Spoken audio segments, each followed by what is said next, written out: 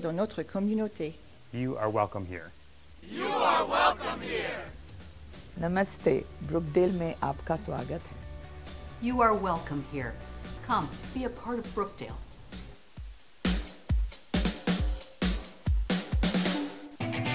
Brookdale Community College, the power to provide accessibility to over 60 degree and certification classes on campus and online, to provide a rich community of faculty and student life, to provide affordability through financial aid, scholarships, and grants. Brookdale Community College, the power to provide you the access, affordability, and community to reach your education goals. Join us March 31st from 1 to 4 at our Spring Open House. RSVP today at brookdalecc.edu/open house. Let's go!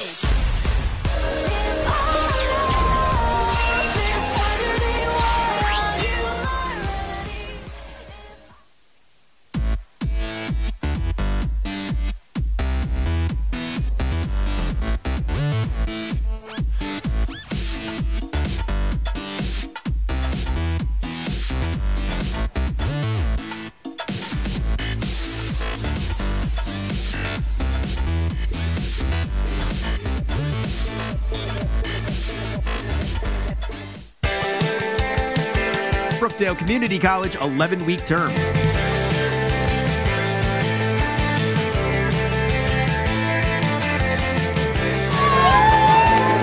Come inside to get a glimpse of the education, community, and convenience Brookdale offers.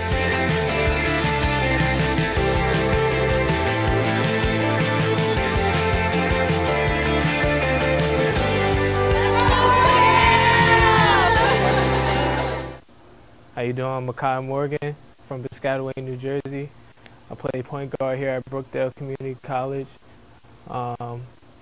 Here I study health sciences. So when I transfer, I would like to become an athletic trainer and study more on that part. And that's the reason why I came to Brookdale, because not only is it a good basketball school, but it's a great academic school also.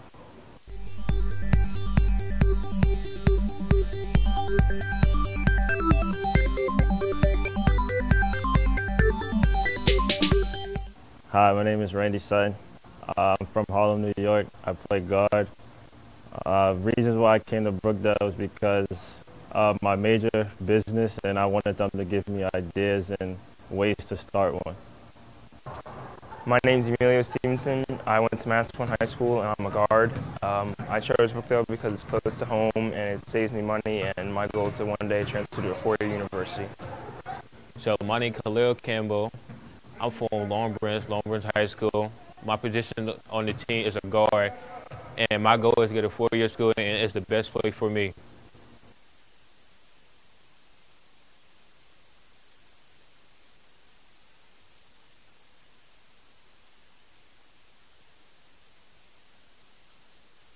Hi, I'm Anna Canzaro. I'm from Howell, New Jersey. I went to Howell High School. I'm a forward here at Brookdale. I chose Brookdale for a number of reasons. One being it's very convenient for me because I live pretty close. It's a pretty good price, and they have a really great basketball program. Hi, my name is Camry Brown from Long Branch. Went to Long Branch High School. My position on the women's basketball team is point guard.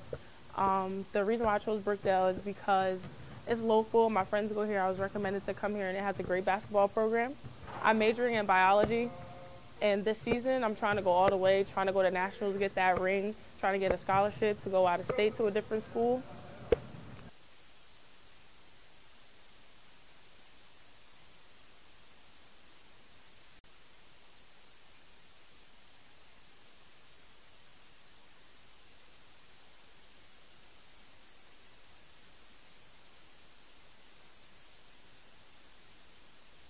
Hi guys, I'm Deion Griffith. I'm from Howell, New Jersey, and I'm a forward on the team.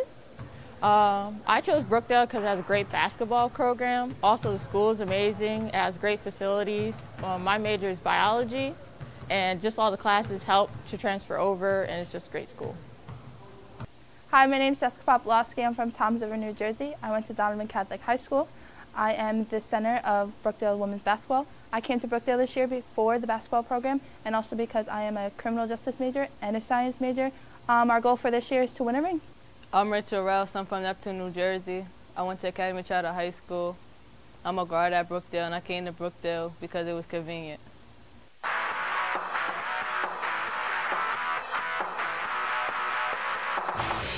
Over 18,000 students annually, flexible schedules, commitment to student success. Welcome to Brookdale. Convenience of 6 physical campuses throughout Monmouth County. Freehold, Hazlitt, Long Branch, Neptune, Lincroft, and Wall. Plus our 7th campus, online.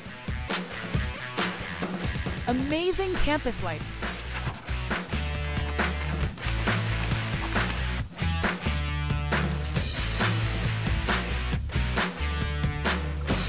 Brookdale will help you craft and share your story.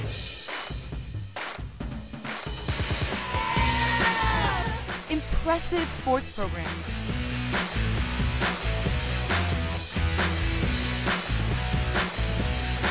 First-rate student services.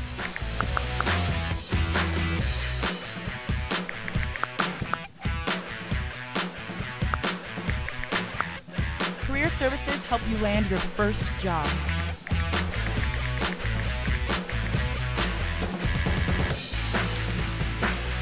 One Brookdale. Academic excellence. Our commitment to demonstrate a consistent level of teaching and service throughout the entire college.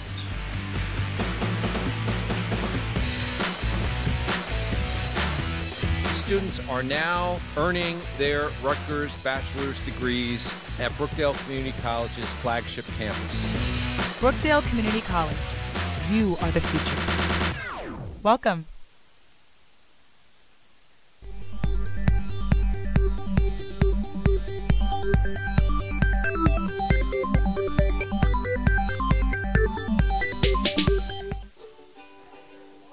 Well, the semester's coming to an end, and students are either cramming for finals or stressing about what their next step is. But if you come across the Brookdale Bankier Library, you'll find people who are willing to help you de-stress, relax, and clear your worried mind.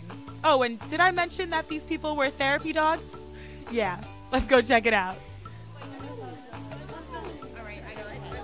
My name's Tyara, and I'm here to pet some dogs and be not stressed. Dogs just have this peaceful aura. Petting them just calms me instantly. My name is Michelle Fields, and we're here with all the therapy dogs to help the students de-stress. Since she was 6 months old, she just had a docile nature, and she loved people, and she especially loved kids, and she would let kids do anything to her. So we knew that she would be a great therapy dog. So I had a dream of taking her into the hospital and helping out sick kids, going to visit people, and so it took about 6 months of training, and she passed all her tests.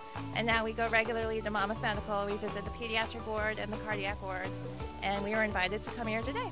I think it's just a great way to get your hands on an animal and feel their love and energy, and they bring a smile to everyone's face, and they keep everyone calm. Just to see the student's face when they see him, it brings so much joy to my heart and his, and he loves helping everyone. I just like dogs. They make me happy.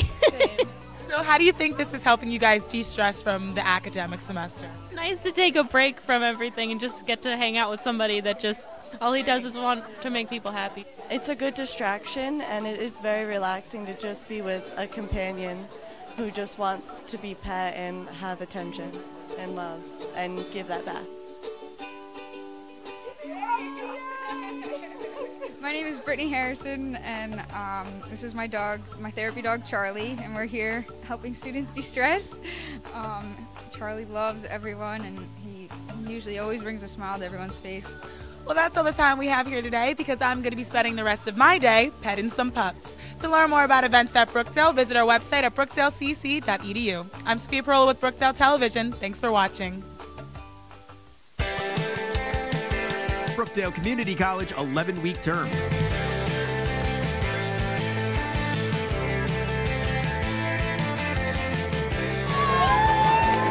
Come inside to get a glimpse of the education, community, and convenience Brookdale offers.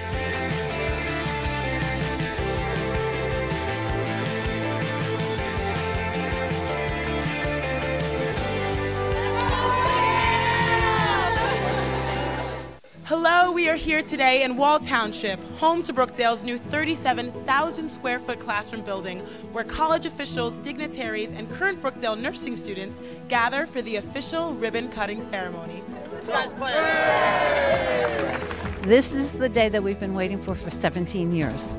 This is the grand opening that we have planned for, and so today is just so super magnificent. Wall Campus actually has been here for a long time. It's been back since about 2001. The campus was originally built here, but we have this beautiful, gorgeous new building behind me, this 37,000 square foot. It is a state-of-the-art facility where we have increased the number of access to laboratories for our STEM education, also for healthcare education. With Brookdale and these modern campuses and this edifice of 37,000 square feet, it is really a big, big plus to move Monmouth County along further on the 21st century. Wall is offering simulation.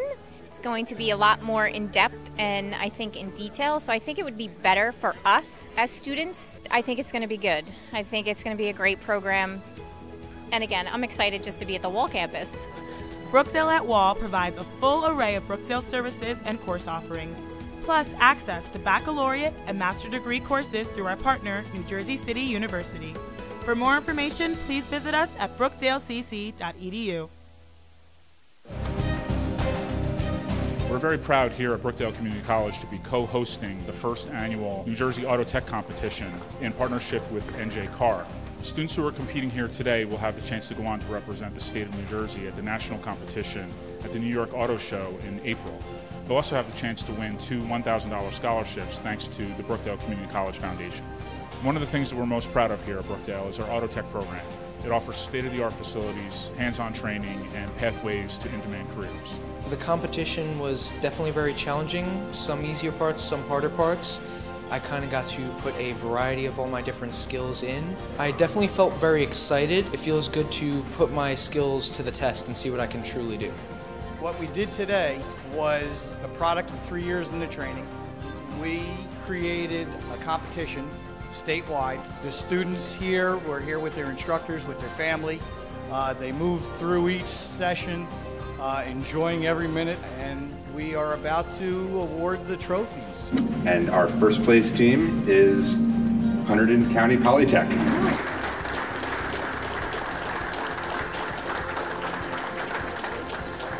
Can't tell you how awesome that feels. We thank Brookdale Community College for having this contest. And obviously, this is the first one, but I'll be honest with you, this is by far one of the best ones that we've been at. I'm absolutely happy. Brookdale Community College is giving me more options for schooling and to learn more about this career.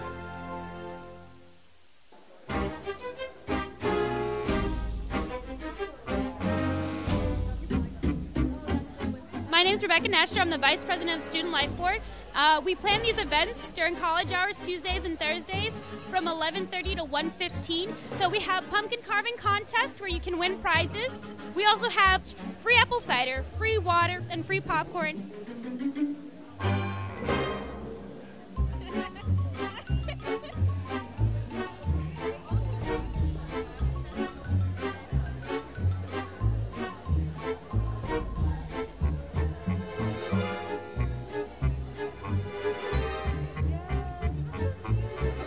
We have pumpkin painting that's going on right now.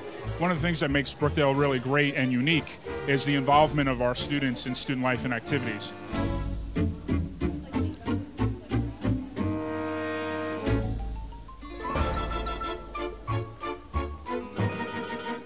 My name is Brendan Gillespie. I'm here at the Brookdale Student Life pumpkin carving. I'm president of the theater club here. This is my second year as a student here at Brookdale. I'm on the executive board of Haunted Theater. Just to be able to do this as a student is so much fun. Today I am carving a pumpkin for the first time. I'm going to do a simple face on it, and I'm saving the pumpkin seeds to eat them later on.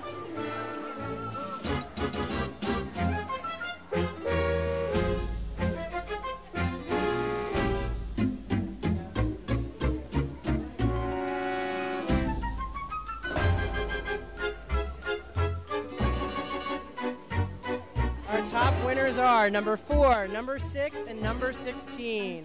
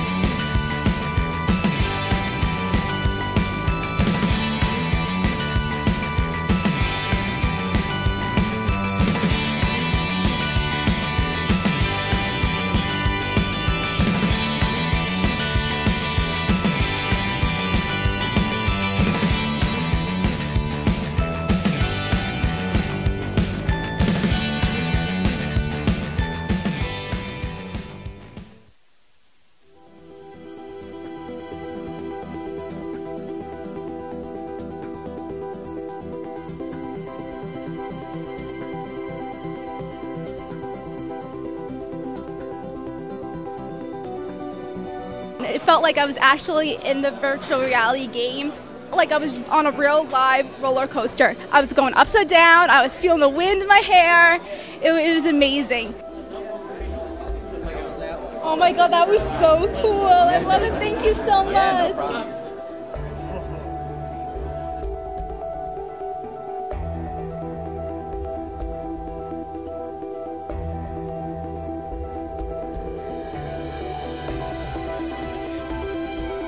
My name is Matthew Walker and my major is computer science.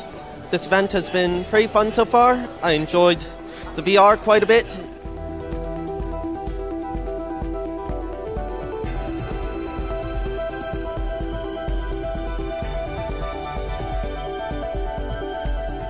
I like how you feel like the motion, like you see where you're going, and I was sweating because I thought it was real because the VR headset. I'd probably do it again. They come to Brookdale with a passion for healthcare, cybersecurity, fashion merchandising. They graduate and transfer to universities like Georgetown, NJIT, and the Fashion Institute of Technology.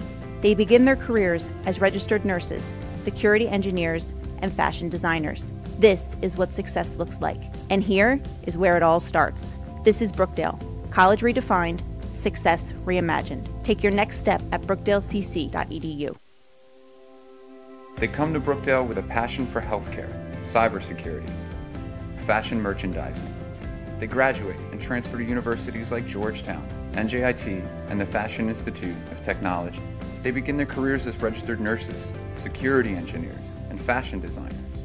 This is what success looks like, and here is where it all starts. This is Brookdale, college redefined, success reimagined. Take your next step at brookdalecc.edu. My name is Teray Gatlin, and I'm from Paterson, New Jersey, and I play forward on the Brookdale men's basketball team. I chose Brookdale as a school to attend to because I love the facility and I love the school, and it also carries my major, which is criminal justice. Hi, and welcome to the Fall Term Event Celebration. I'm Lauren Conkar for Brookdale TV. We're here at the Bankier Library where students are gathered for games, prizes, free smoothies, food, and more. Let's take a look and see what's going on. Celebration is so important to the students here at Brookdale because for many of them it's their first experience in an academic library. It's awesome because we are not only about studying, we can come here and relax a little, like chill a little. It's awesome to just share with friends and classmates. I was looking through the events that Brookdale provided for us. It's pretty cool so far. I chose Brookdale because it gave me a lot of opportunities to see what I really want to do in life. What we have going on in the library here is students can come here to work on a computer, get their email done, write a paper, get some quiet study time. If they need assistance from people, we have librarians here for their research help. We have the tutors for help with various coursework. We have our library staff that can point you into the right direction for our resources. Anything under the sun that's going to help you study is going to be here in the library. It's very fun. A lot of great things. Food's good. Games are fun. met some new people. The library is really good because they have tutors here always to help you and various amount of resources for you to study for your class. Thank you. I feel awesome. I want something. I feel fantastic that I won all this glorious stuff from Brookdale. So that's it for today. I hope that you've learned how the Bankier Library is here to help you succeed. The Brookdale Foundation 38th Annual Education Open Golf Outing was held today at Eagle Oaks Golf and Country Club in Farmingdale. We had a spectacular day, a sellout crowd. We had our scholarship students here to thank our donors, to conduct a putting contest on the first tee. We had team prizes, we had individual prizes, we had a live auction, a silent auction, and we raised a lot of money for scholarships for our Brookdale students. I'm here to support Brookdale Community College and all that it stands for, and helping the scholarship opportunities for young children who don't normally have an opportunity, of all different backgrounds and shapes and sizes and colors. It's a very, very fulfilling feeling for me, and I'm glad to be here to support it financially and spiritually. We had a student here with us tonight whose family was severely impacted by Hurricane Sandy 5 years ago, and they're still struggling to get back on their feet. The scholarships helped relieve a tremendous amount of pressure, mainly on my parents. Every cent that they make currently and every bit of free time that they have goes towards trying to fix our home. So the idea of them having to pay for me, first of all, makes me feel very guilty because they're already working so hard. This semester particularly, we weren't really sure how we were going to pay for it. And there was a lot of debate as to whether I should take the semester off or I should continue.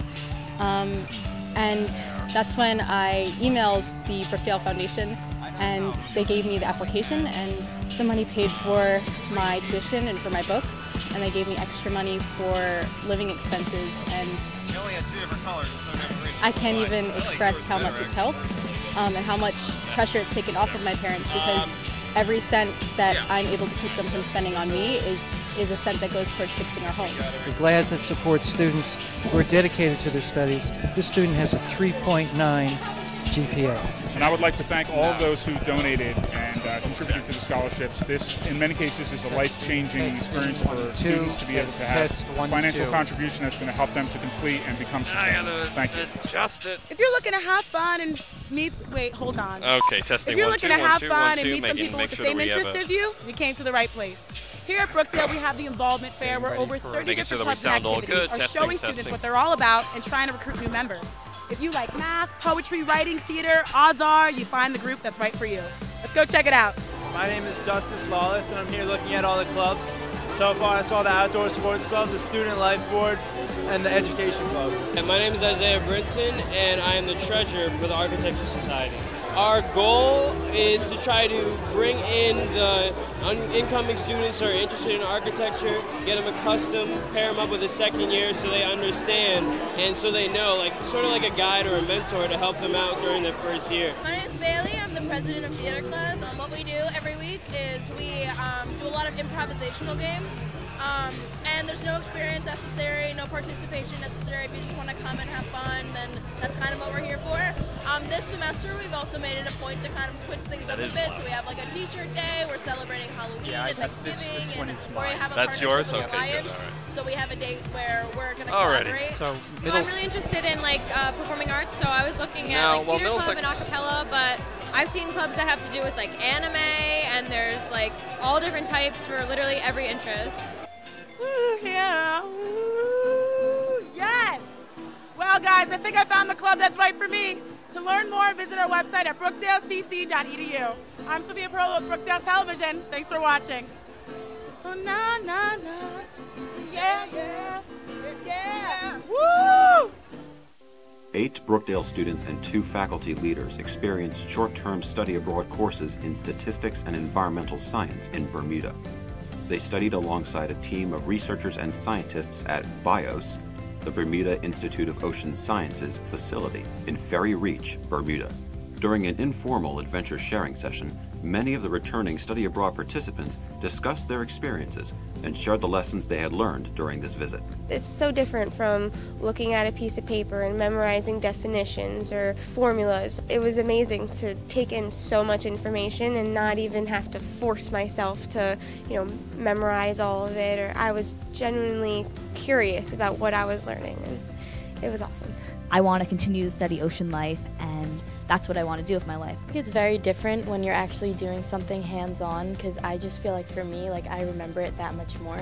So I'll always remember this trip, and it was great, and we had great teachers that knew a lot about their subjects, so it was good. Really interesting was more of just the cultural aspect of it, seeing how their culture was different than ours, their architecture, their different forms of dialect. We all can say this, that we learned so much that you didn't even think you would even be able to learn.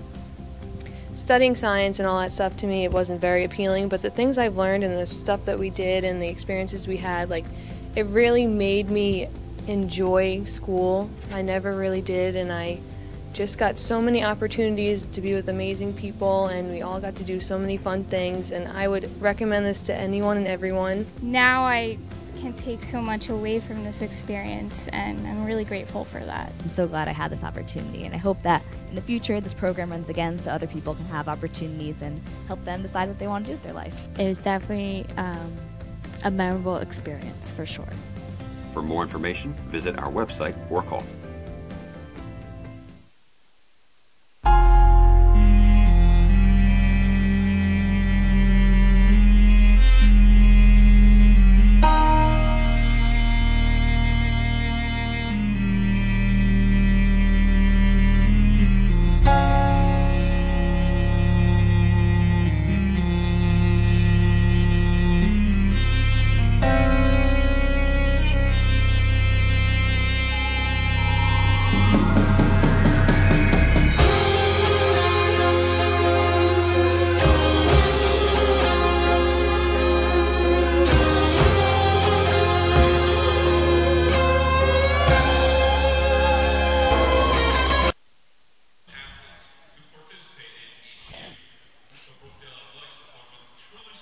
And now welcome inside the Collins Arena as we get set for Jersey Blues basketball here on Brookdale TV. Brian Goudsworth, Tim Catalfamo here with you today as the Jersey Blues will take on Middlesex. The Brookdale women's team continues to hold its spot as the #1 team in the Region 19, but in the last home game we did against Essex, star player Haley DeLonzo left that game with an injury. And Tim, it's not considered season ending. They hope to have her back soon, but in the meantime, it's trying to replace her production. That's going to be the focus. Yeah, the production is definitely going to be on the upswing because Brookdale now is going to have to step up and fill the role that Haley DeLonzo had. But she's definitely not out for the rest of the year. She just won't play in today's game. I most likely would like to see her towards the end of the season, most likely for the Passaic County game, which will be coming up in less than 2 weeks. I think that's when we'll see her again. But she won't be playing tonight, but that doesn't mean that Brookdale doesn't have weapons on the floor. Deja Anderson, Anna Conanzaro, Rachel Rouse are all plenty of players that can step up. And meanwhile, the opponent, Middlesex, typically one of the better teams in the region, but they've gone through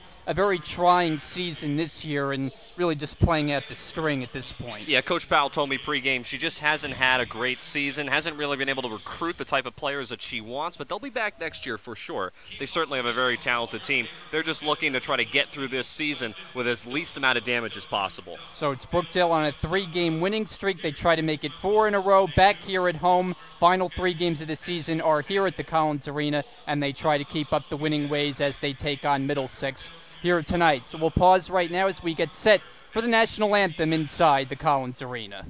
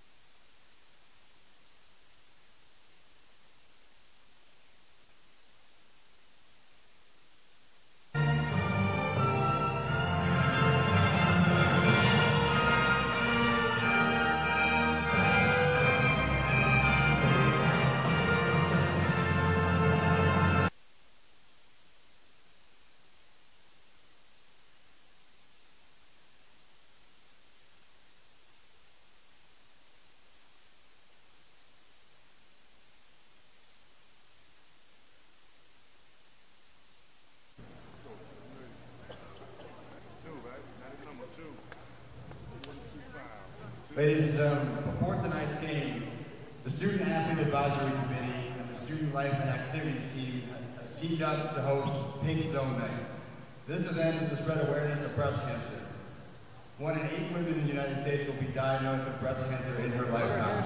Breast cancer is the second leading cause of cancer death among women. During both basketball games, the Student Athlete Advisory Committee will be walking around asking around for donations. All donations will go towards the Carry Give group from the Riverview Medical Center in Red Lake, New Jersey. Thank you.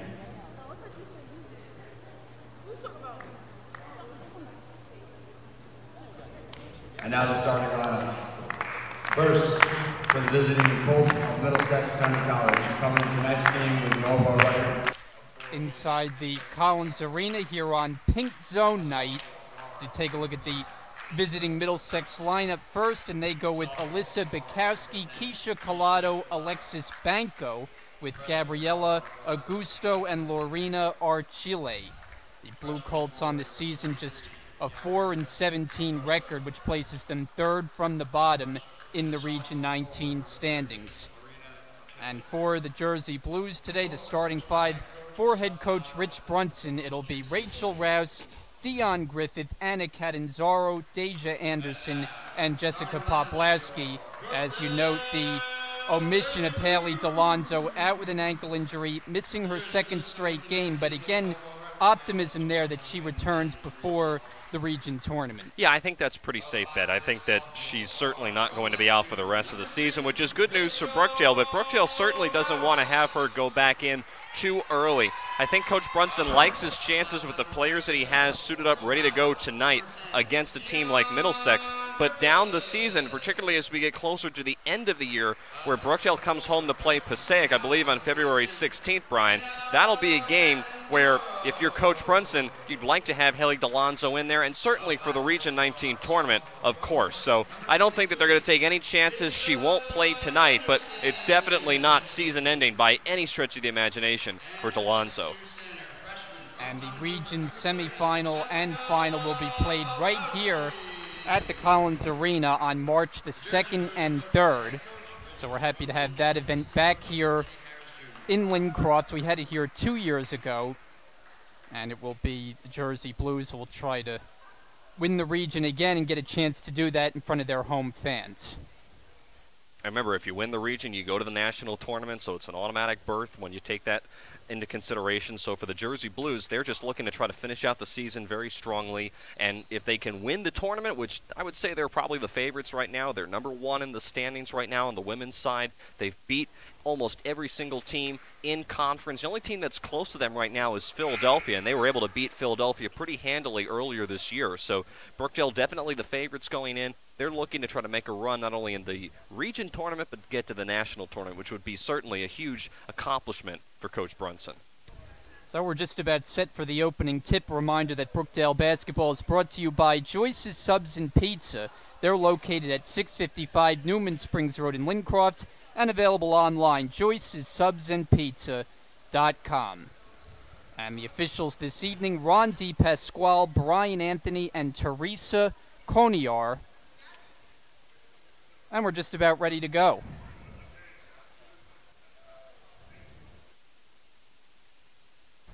But not quite.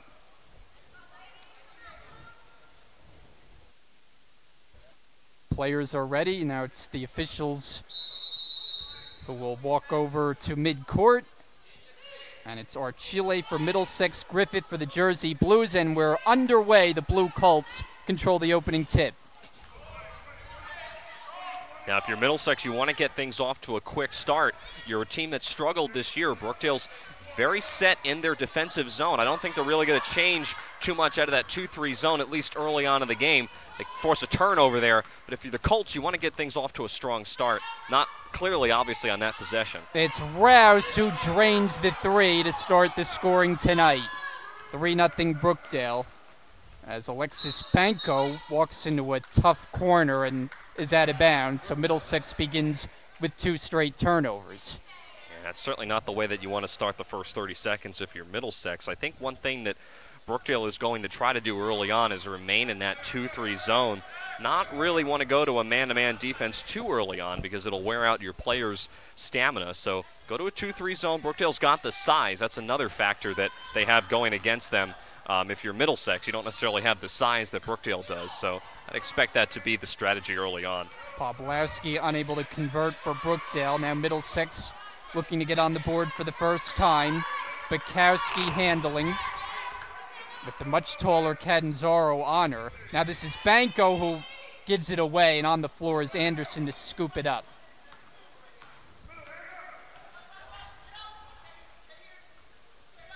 In the post with Catanzaro.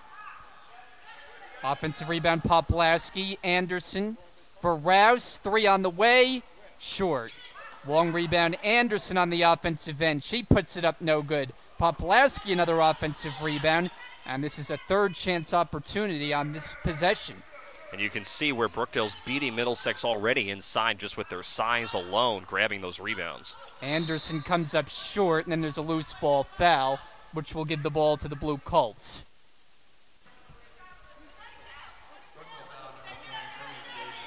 It's on Deja Anderson. Jersey Blues showing some press here, and that often has been a good recipe to force turnovers. Here, though, the Blue Colts get it across, and Archile shot misses, but she will go to the foul line. And I like the aggressiveness there by Archile, taking it to the rim. I think they're going to get Poplawski with her first personal, and this is an area where Middlesex has obviously struggled this season. They are not the best team from the foul line, but if you're a team like Middlesex, you want to try to extend the game and get to the line as much as possible. Archile at 53%, but hits the first one. It's Middlesex on the board for the first time. Archile, the sophomore out of Colonia, New Jersey. And 1 out of 2. It's rebounded by Anderson. Anderson looking to push. Finds Rouse, and Rouse backs up with it.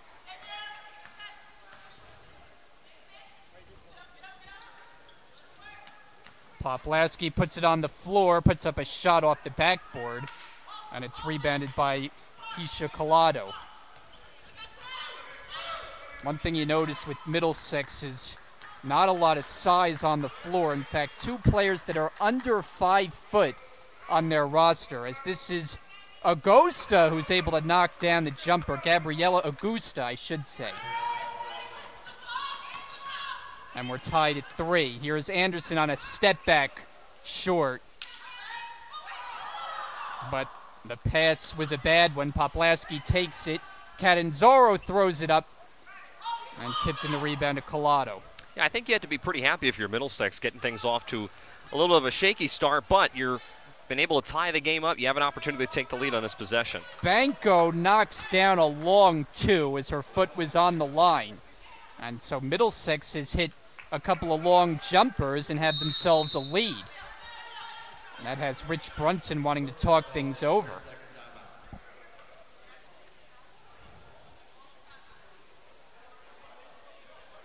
And, you know, this is a team in Middlesex, Brian, that they were able to take down Bergen County just a few weeks ago. So Bergen County, one of the teams within the top 5 in the Region 19 conference standings on the women's side of things. So this is a team that in Middlesex, I know they haven't had a great year, but you certainly can't sleep on them. They really have performed well at different times of the year when they've had to. 15 points for Alexis Banco, who just had that long 2 a moment ago against Bergen on that particular day when they beat them in the middle of January. So if you're Middlesex, you're a team that I think a lot of people underestimate. Brookdale certainly doesn't want to have that happen to them, and I think that's why Coach Brunson took that time out. So it'll be Brookdale ball. Jersey Blues, their last game, it was a winning effort, 51-37 Saturday at Orange, as they made a long trip up into New York State and beat a Division II team. Griffith for Poplawski, and she scores. And that's an area that Poplawski is looking to try to step up more into, that low post player. That time just a nice pass to set up Poplawski for the layup. 5 all. Collado's jump shot off the glass, it doesn't go. Offensive rebound, Augusta. And Collado put it back up again, and Poplawski secures it. Good aggressiveness there from Bukowski. Brookdale will have it on the side.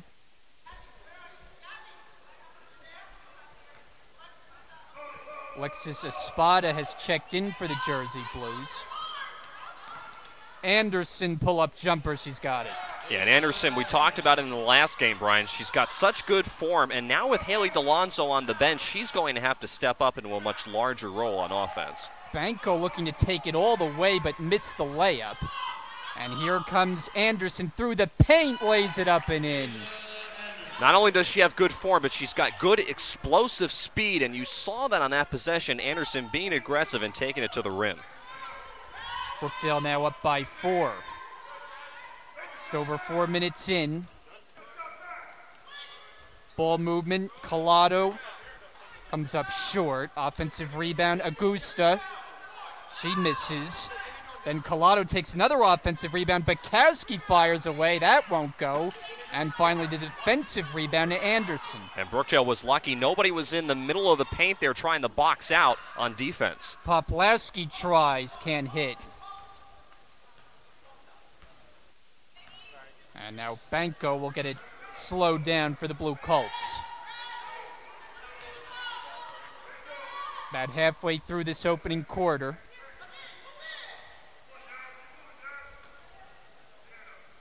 Banco with a spotted defending, shot clock at 8. Inside for Augusta, and now Collado is way off. It's rebounded by Rouse. Yeah, that was good ball movement, but obviously not the shot that you want to take in the paint.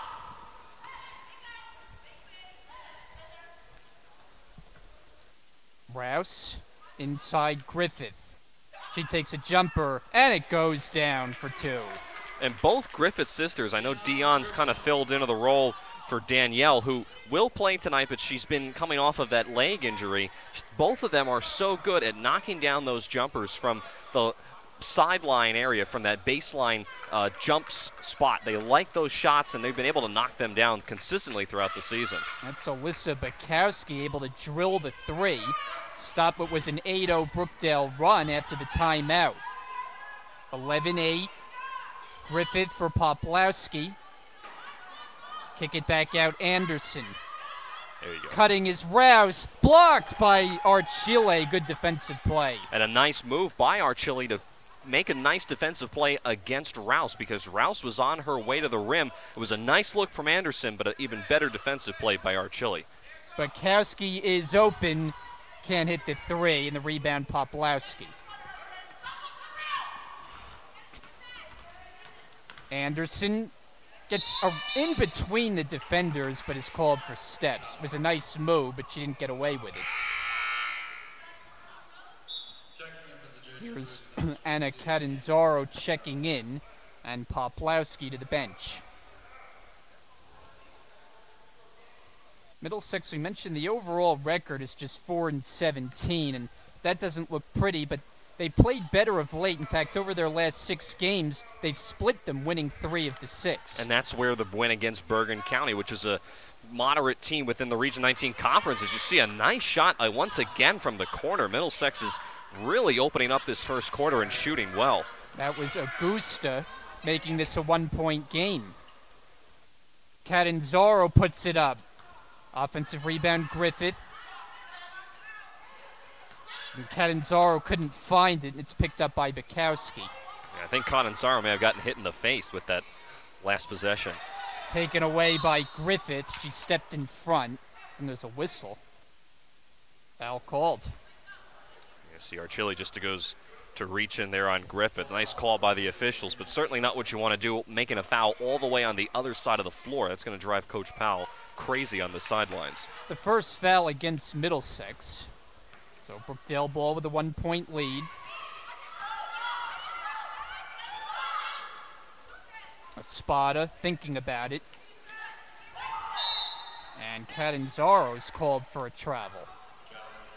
Yeah, Brookdale's getting frustrated on offense, and it's actually something that we've seen the last couple of games, some sloppy play. I know that they had that win against Orange County on Saturday, Brian, but they only were able to muster up 51 points, which is well below their average. So they've struggled the last couple of games on offense to get some consistency. Banco, it rimmed around there but wouldn't go. Was able to get her own rebound, resetted the shot clock. Bukowski for Banco. And Bukowski mishandles the pass. Back the other way is Anderson. As Bukowski goes down, Anderson takes advantage and puts it in. And nice patience by Anderson. It was actually stripped away for a moment by Bukowski, but nice patience, was able to get the ball back and was able to finish at the rim. Under 2 minutes to go now in the first. Banco able to track it down. Collado with Rouse. Augusta short. Augusta scoops up the rebound. Middlesex has gotten their fair share of offensive rebounds in the opening quarter.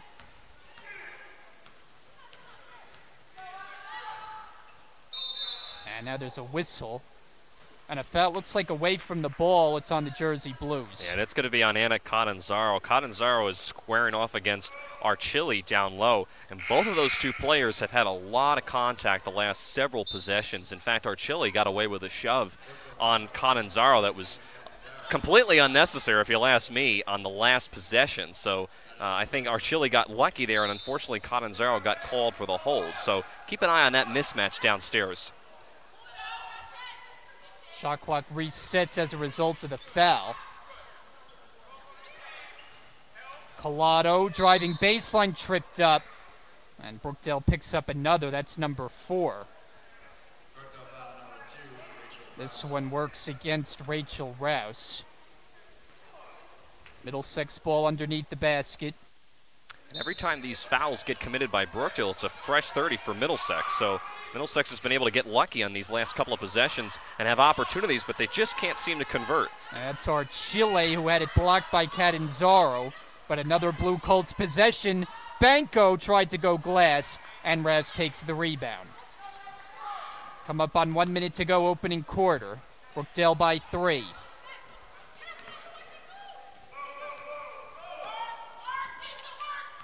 Anderson dribbling top of the key. Catanzaro from the outside. She's got it. That's a good-looking jump shot. Yeah, Catanzaro is a player who has struggled the last few games, but she's developing overall into a really good post player, that time just taking a nice jump shot. Archilli, there was a crowd of white jerseys, and Brookdale takes it away. And that's the right idea if you're Middlesex, but that pass just came too late. Shot clock now turned off. Brookdale can hold for one if they'd like. Anderson backing up. Collado keeping an eye on her. Now Anderson, quick move and gets the roll. Oh, you just can't stop that. 5 seconds to go now, opening quarter. Cross midcourt, Bukowski, 2 seconds and 1. Augusta gets it off but can't get it to fall. And that ends the opening quarter. A good one for the Jersey Blues as you see Anderson provide the last highlight. And after one, it's Brookdale up 17-10. Jersey Blues in front. We'll take a break here at the Collins Arena, and we'll be back right here on Brookdale TV.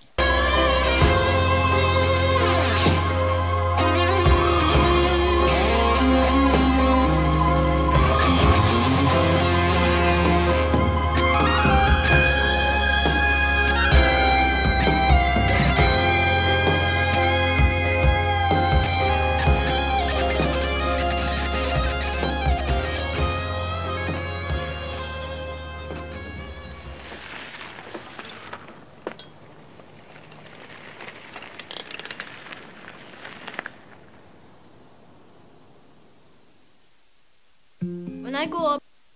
Brian Goudsward, Tim Catalfamo, the rest of our Brookdale TV crew with you tonight as the Jersey Blues take on the Middlesex Blue Colts. Brookdale with a 7-point edge after one. And they recovered after a slow start, took that early timeout, quickly responded with an 8-0 run.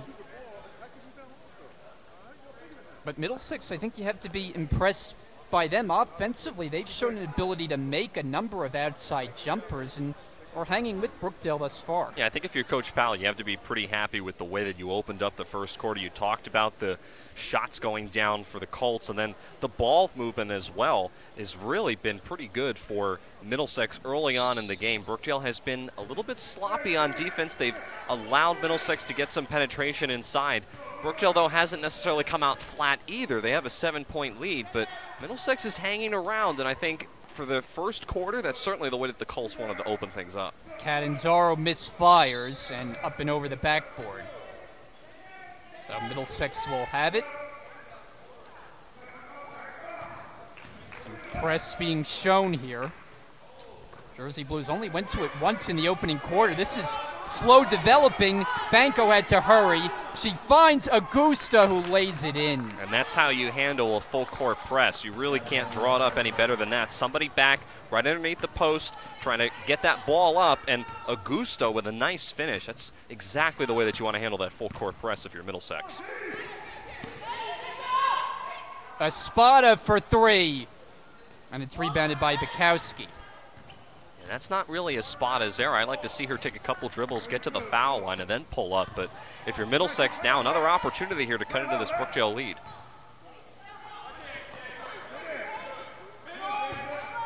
That pass is knocked away and picked up by Griffith. There's been no luck going down low in the post for Middlesex thus far. As Anderson on a pull-up, it's an air ball.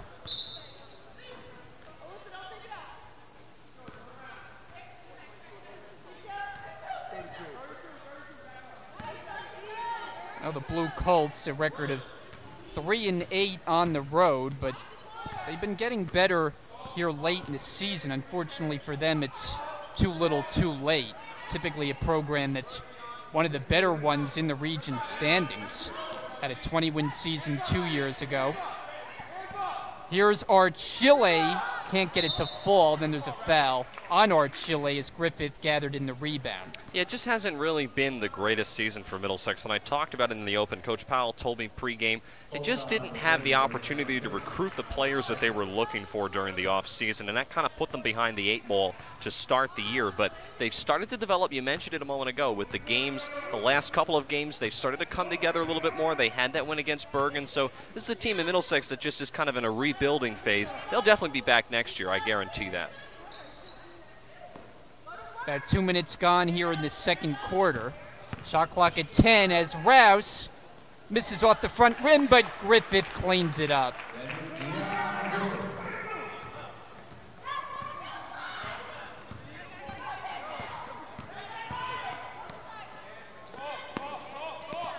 Around the perimeter, good ball movement. Bukowski hits the three. No, they call it a long two. But still, Brian, nonetheless, good ball movement. Nobody open, and unfortunately, you see, for Brookdale, Rouse had to come all the way out from basically the low block area to at least get a hand in the face of Bukowski, but she's able to knock that down. That's a travel on Dion Griffith. The Middlesex, a team that shoots, is there you see head coach Michelle Powell, one of the more experienced coaches in the region, now in her 13th season at the helm.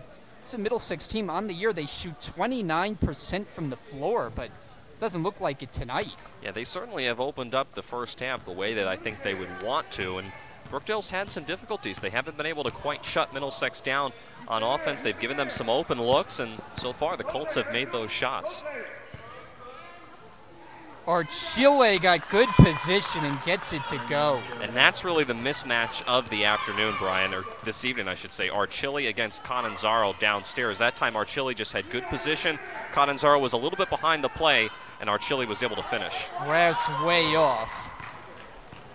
Middlesex can tie on this possession with a three-pointer. Banco to set it up.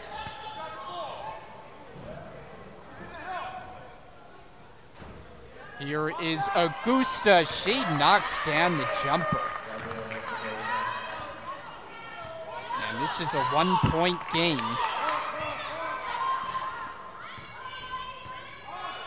Brookdale, the 5 on the floor is Rouse, Anderson, Espada, Catanzaro, and Dion Griffith. Anderson from the foul line. Off the rim. Offensive rebound. Griffith missed it, and the rebound taken by Augusta. Yeah, just not a whole lot of movement on offense the last couple of times down the floor for Brookdale. And Middlesex has been able to get their rebounds and then come down on the other end of the floor and make their shots. And that's the reason why this is a one-point game. Work it around. And a foul called as Bukowski made her move to the basket. And Brookdale picks up their first here in the second.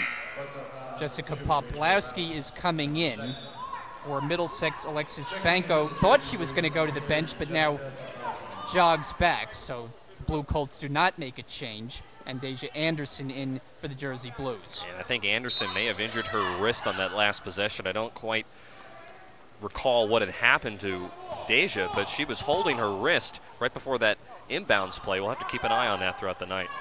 Chile got the offensive board and the putback, and the Blue Colts have gone back in front.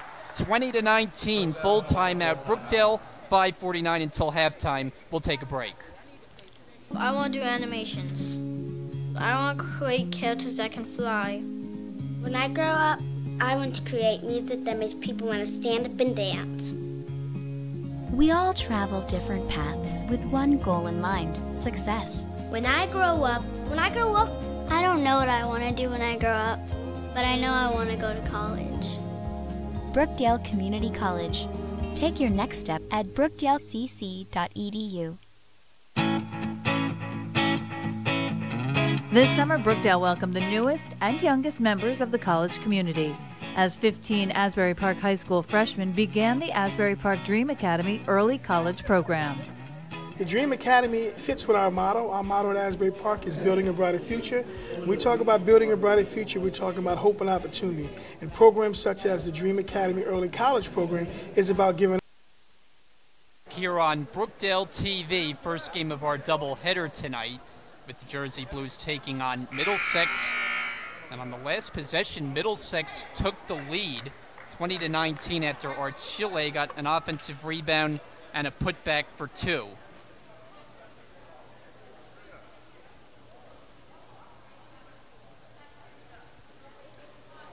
And what do we have there? I believe that is the mascot for the Middlesex County Colts, the Blue Colt. He's got the little blue ascot there. I asked pre-game, actually, Brian, does he have a name? And they said it depends on what type of a game it is. If it's a bad game, well, you can kind of fill in the rest there. But that's their mascot that they bring to every one of the games. Well, they hope it's a good luck charm here, as that's a turnover. Griffith couldn't handle the pass. So far, the mascot has been good luck. And just turnovers in the first half have been kind of the Achilles heel for Brookdale in this game. They haven't quite been on the same page at times. They've looked confused on offense. That's where the missing players that we have not seen in the game. We know Haley DeLonzo will not play, but also Danielle Griffith, who's yet to step on the floor. That's when, if you're Brookdale, it's becoming obvious that they're missing those two players on the floor. Augusta comes up way short. Jersey Blues trying to get back on track here, down by one. Approaching 5 minutes to go in the second quarter. Anderson gives it away into the hands of Augusta. Yeah, I think Anderson was trying to give it off to Deion Griffith, but she wasn't ready for the pass. And another turnover, which is just uncharacteristic for Brookdale, not from what we've seen this year, Brian, we're really used to seeing. Augusta from the foul line, off the rim, no good, and it's rebounded by Anderson. She looks to push it up the floor. Anderson all the way to the basket, layup doesn't go, and rebound Bukowski. Anderson challenging her in the backcourt. Bukowski gets it across. Banco on the drive. And getting a piece of it was Griffith. Alexis Espada checks in, as you see there. Good defense. But how about Banco and Bukowski the last couple of times down the floor, Brian? Two of the smallest players on the floor, both at 4'10", getting involved and putting some points on the board for Middlesex.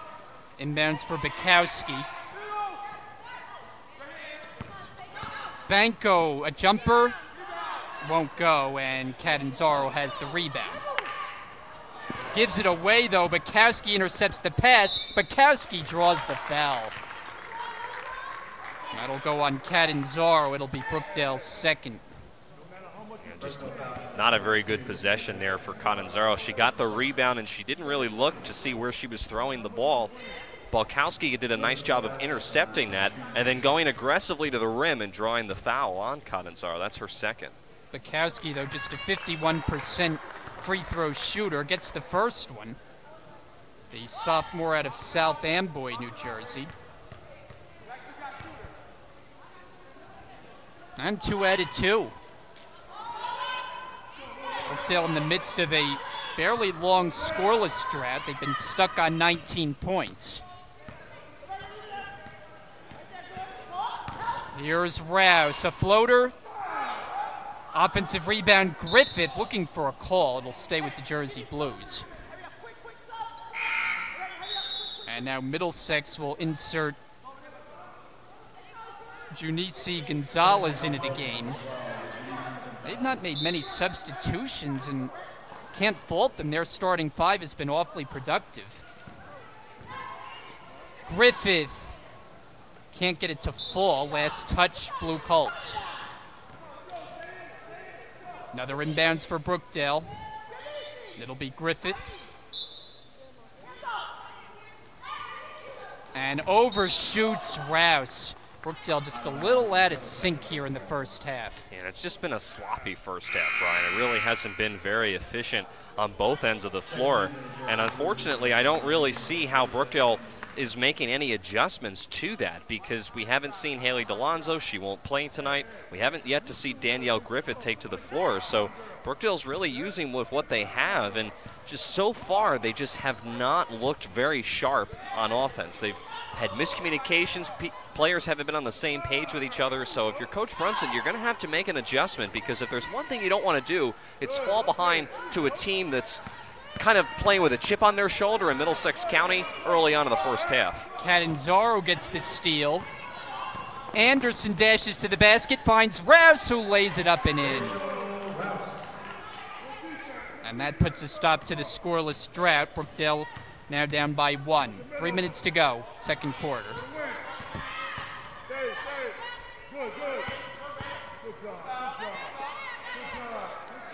Banco, crossover, Augusta. Shot clock at 10. Banco got a spot in the air, comes up short. Anderson tips it and corrals the rebound.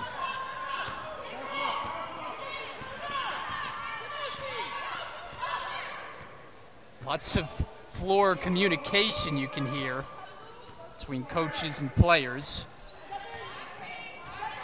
Catanzaro the high screen. Anderson, step back jumper, way short, and it's picked up by Gonzalez underneath the basket. Yeah, communication really is being used very effectively on the Middlesex side of things. You hear Coach Powell on the sidelines. You also look at the other players when Middlesex has the ball compared to Brookdale. They're in sync. They're talking to each other. They're communicating. Brookdale, when they come down the floor, they at times look confused. They're not using as much communication, and it's one of the reasons why they've had some struggles early on in this first half. Shot clock is down to 2, and it's going the other way.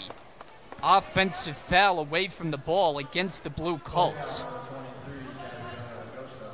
And it's on Gabriela Augusta, that's her first. Time was really winding down for Middlesex. They had nothing going on that set. Now Brookdale will try to regain the lead. And I don't think Middlesex was even aware that the shot clock was winding down there, Brian, so just not a very good possession there for the Colts. Poplawski, good catch and finish. And that's something that I'm actually surprised that Brookdale hasn't used more effectively in the game. The size that they have down low with players like Poplawski and Catanzaro. That time a nice job by Poplawski bringing in that pass and finishing. Collado short. Catanzaro the rebound. There's no one back for Middlesex. Anderson all the way and missed it. She had another step before the basket and couldn't convert on the fast break. Yeah, that's just one of those situations where you come down the floor and when you get ready to go for a layup, it's very a motion type of shot where you have to kind of make sure that you take the right amount of steps, and I think Anderson just pulled up a tad early and realized that if she didn't shoot, she was going to come down with her third step, which would have been a travel, and unfortunately kind of missed that layup. It's a jump ball call. Anderson's also been hampered by some sort of hand injury. I think camera caught 2 of her fingers wrapped up, so it'll stay with the Blue Colts. And Dion Griffith is checking in now for Espada. Inbounder is Augusta.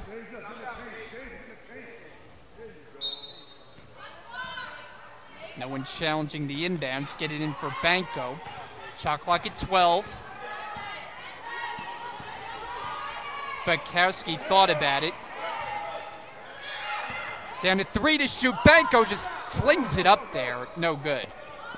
Yeah, Banco's got to get off her feet just a little bit more. It wasn't the greatest looking jump shot in the world. Now it's an opportunity for Brookdale to try to add to their lead on this possession. Catanzaro can hit. Rebound Gonzalez. About a 1 second different shot in game clock. They are nearly identical. Brookdale up by 1.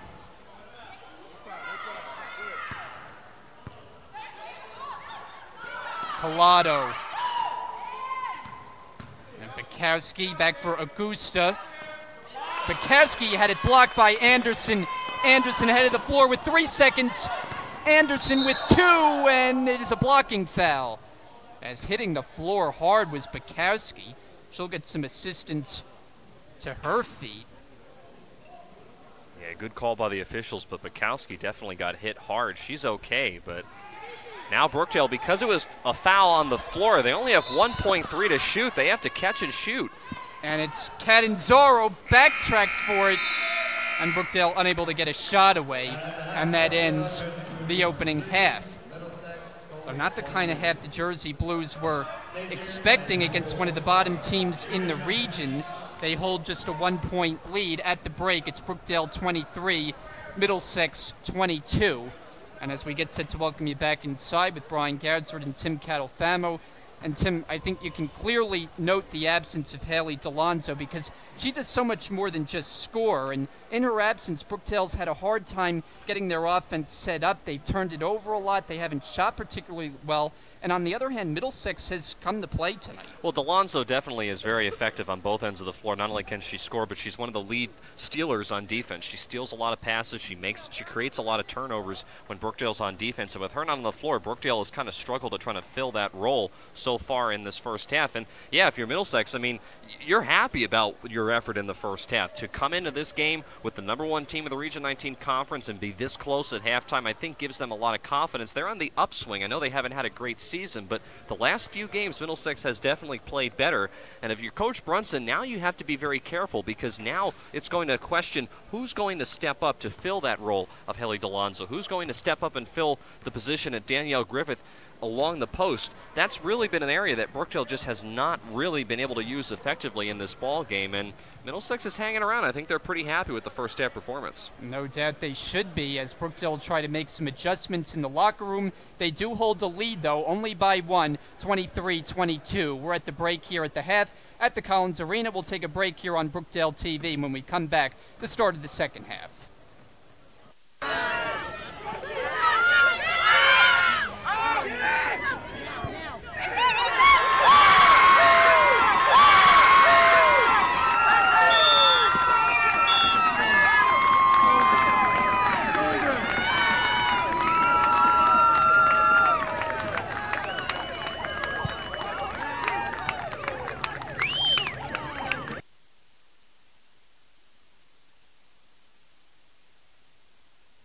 Hello, I'm Laura Vetter for Brookdale Television. Every year, Brookdale students get the opportunity to show their achievements and special projects at the Student Showcase. Let's check out what this year's students have to offer. To actually show the metalwork initiative, we just wanted to do this. We wanted.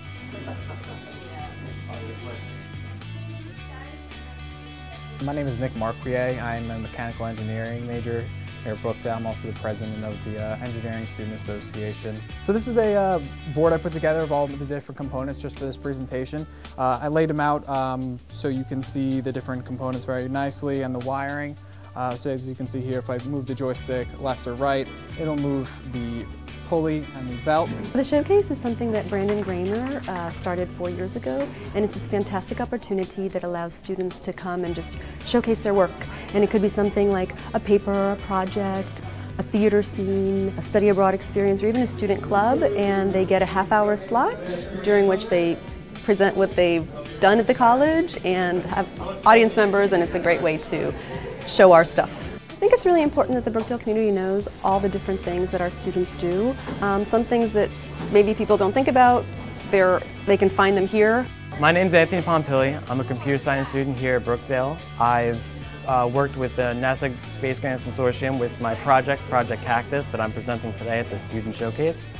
Project Cactus is an iOS application that I've been working on for a while now. So for the past 9 months,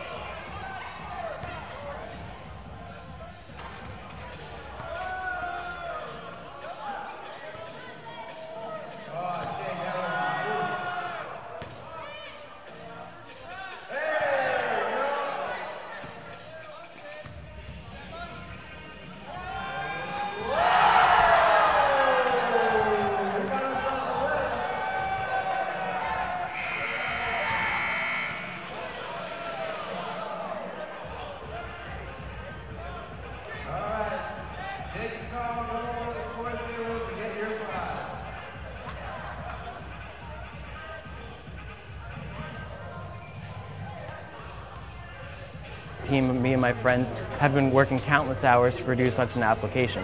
When you're doing a project, regardless if it's at Brookdale or wherever, you kind of you're nervous to present and you're not sure if your content is that great, but today really validated all the hard work that you put into something, and to be able to share it with people and converse with people afterwards, it felt really awesome that my work was noticed.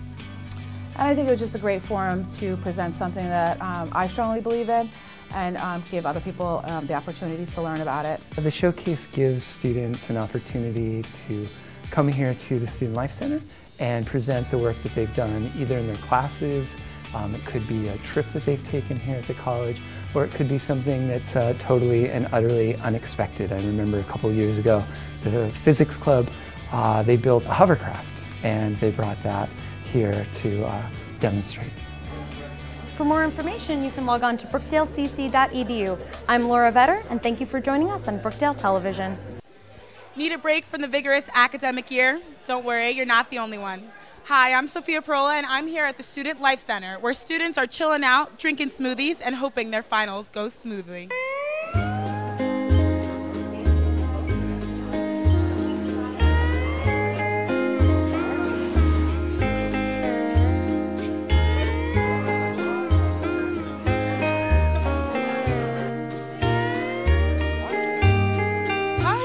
I'm good, how are you? What's your name? I'm Zaire. Zaire, I see you're drinking a smoothie. What smoothie is that? A strawberry banana smoothie. It looks delicious. Oh, it is very scrumptious. How do you think it's helping you de-stress from the academic year?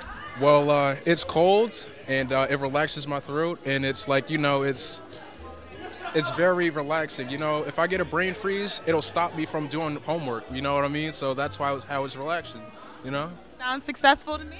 Yeah. Thank you. Enjoy your smoothie. Thank you. Hi, can you tell me your name? My name is Lorena. Hello. Hi, Lorena. That's a beautiful name. Did you have a smoothie? Yes, I did. Strawberry banana. It was so delicious. Do you feel de-stressed? Of course I do. Right now we're in SLC, and on Tuesday, Wednesday, and Thursday we are here massaging the students, just giving them 5-minute chair and table massages. A lot of students benefit from it.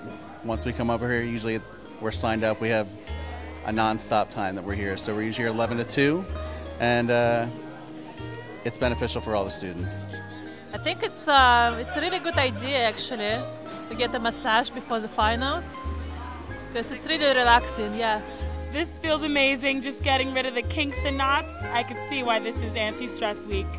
Thank you for joining us here at Brookdale Television. Signing off.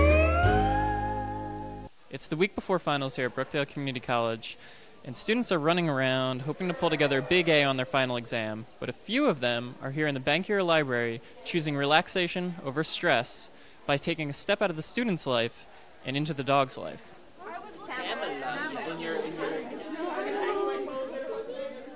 Well, this is an annual event that we do. Actually, we do it every semester.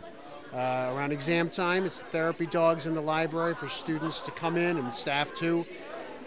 Just to have some fun, to relax, pet the dogs, play with the dogs, and kind of relieve some stress. Oh, you are so cute. I'm in so heaven. High five. You're so cute. You know, everybody needs those study breaks, and it's a way to take a study break without having to get distracted at the same time. So that petting a therapy dog before finals is supposed to reduce all your stress, and it works. It actually works. This is, I think, the 4th year that we've been here, and finals are next week. Students will come. They will de-stress with petting a therapy dog. The dogs are trained. They're certified by an organization called Bright and Beautiful. We're all volunteers. We're also all the owners of these dogs. It's a wonderful, wonderful program. It's a win-win. The dogs love to be petted, and the students get to enjoy a puppy without, owning them. My name is Amy Clark. I'm one of the librarians here, and I am the coordinator for this Therapy Dogs event for Anti-Stress Week. I feel great about the turnout. It is usually one of the most popular events in the library. This is the first year that I am coordinating it, and I'm really glad that we have as much interest as we do. You never know what finals are. I am a biology major at Brookdale, and I just finished my practical, and I was so stressed out, and I was supposed to go home, and I was told that there were dogs coming to the library. So I immediately came back, and I am so happy right now. I have panic attacks all the time from schoolwork and stuff, so this is the best thing ever. So much special attention. I just think it's a fun experience for them. If you're a dog person, it's great. If you're not a dog person, it's hard to not walk by and still want to give them a pet. And it's hopefully it'll get students to kind of relax at this time of the year that can be very, very stressful for them. What do you like about humans? What do you think of this event on campus?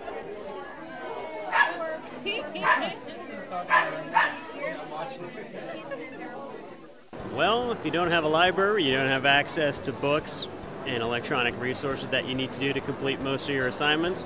That's one way we contribute to student success. We also have our tutoring center here, so if you need some additional support for your classes, you come right in and get it. Not to mention all the computers we have for everybody to get their work done. The champ is here! The champ is here! The champ is here! The champ is here! The champ is here! The champ is here! The champ is here! The champ is here! The champ is here! The champ is here! The champ is here! The champ is here!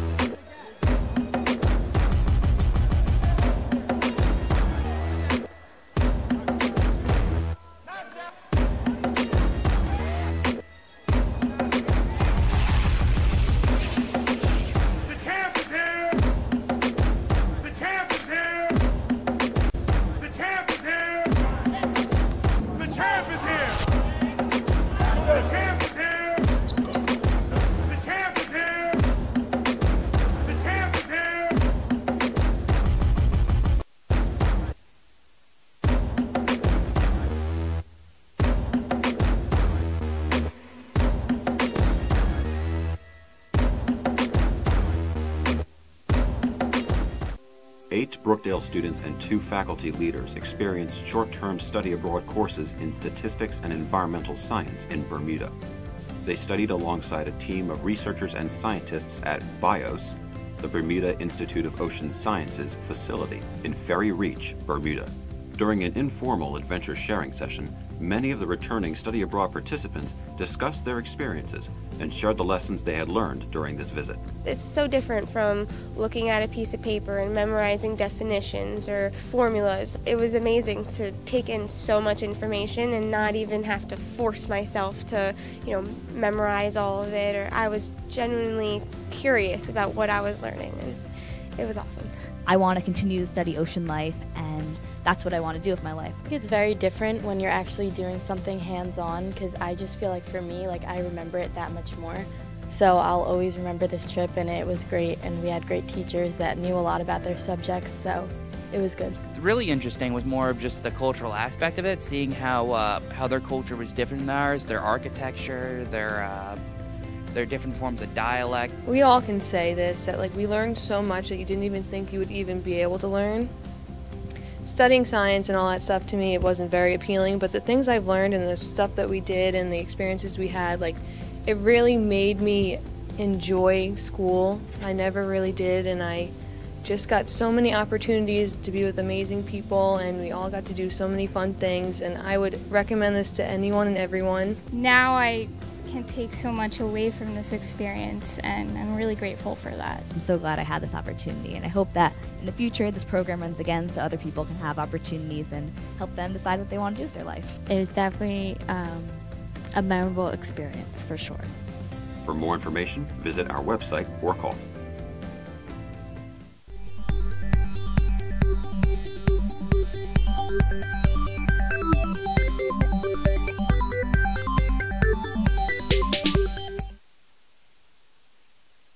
Back inside the Collins Arena, getting set to start the second half. Brookdale in front by 1, 23-22. Brian Gautzer, Tim Kettlefamo here with you. And Tim, one area I think Brookdale can take advantage of, they did in the first half, but even more so in the second half, is the size advantage they have on Middlesex. Yeah, and they really haven't used that very effectively. I talked about downstairs with Jessica Poplowski and Anna Catanzaro. Those are two players in particular that I think Brookdale needs to get more involved in, especially downstairs, and they didn't do that in the first half. And to Middlesex credit, they did a nice job of preventing that from not being effective on Brookdale's end, and then Middlesex made their shots. So I'm interested to see what we have in the second half, but if you're Coach Brunson, you want to get your team off to a strong start to shake off the sloppiness of the first half.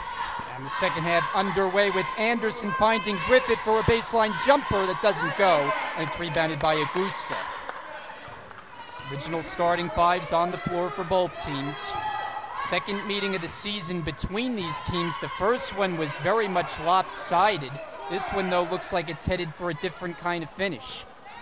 As Banco knocks down a three, and the Blue Colts have gone back in front on the opening possession of the second half. And we talked about how you want to get the second half off to a good start if you're Brookdale. Well, Middlesex wants to do the same thing, and that time Banco with a nice jump shot from behind the arc. Anderson smoothly to the basket for the layup, and a quick timeout is going to be taken by Michelle Powell and the Middlesex Blue Colts. So not even a minute in. I think she just wasn't happy about the defense on that drive to the basket by Anderson. Yeah, I think she wants to prevent that because Anderson is a player that can drive to the bucket, and she's got that speed, she's got that explosiveness that we saw at different times in the first half. But what Coach Powell doesn't want to have happen is Anderson get too confident and start going to the rim on every single possession. If you're Brookdale, honestly, I think that's what you should do. You should give Anderson the ball and allow her to be able to drive to the rim, and if it's not there, to dish it off to somebody. But if you're Middlesex, you want to try to prevent that. So just a quick timeout. We saw Coach Brunson do the exact same thing almost in the first quarter at around the same exact time. And his team responded with an 8-0 run after that timeout.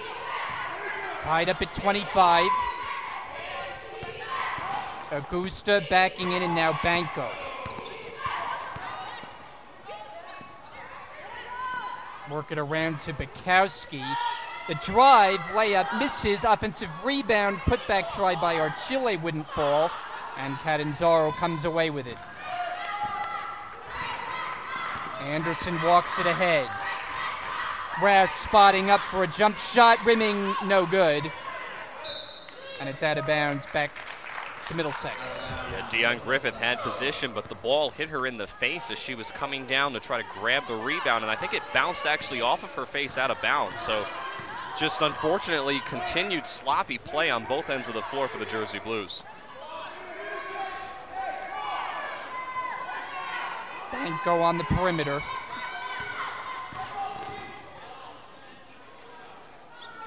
Archile backing in. Augusta comes up short.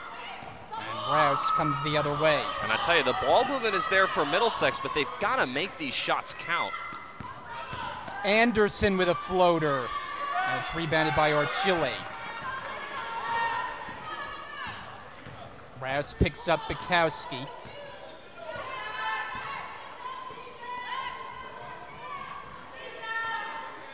Good ball movement. Banco has it denied by Griffith, and Catanzaro steals it away. Good defensive possession that time. Rouse puts up a three. It's good!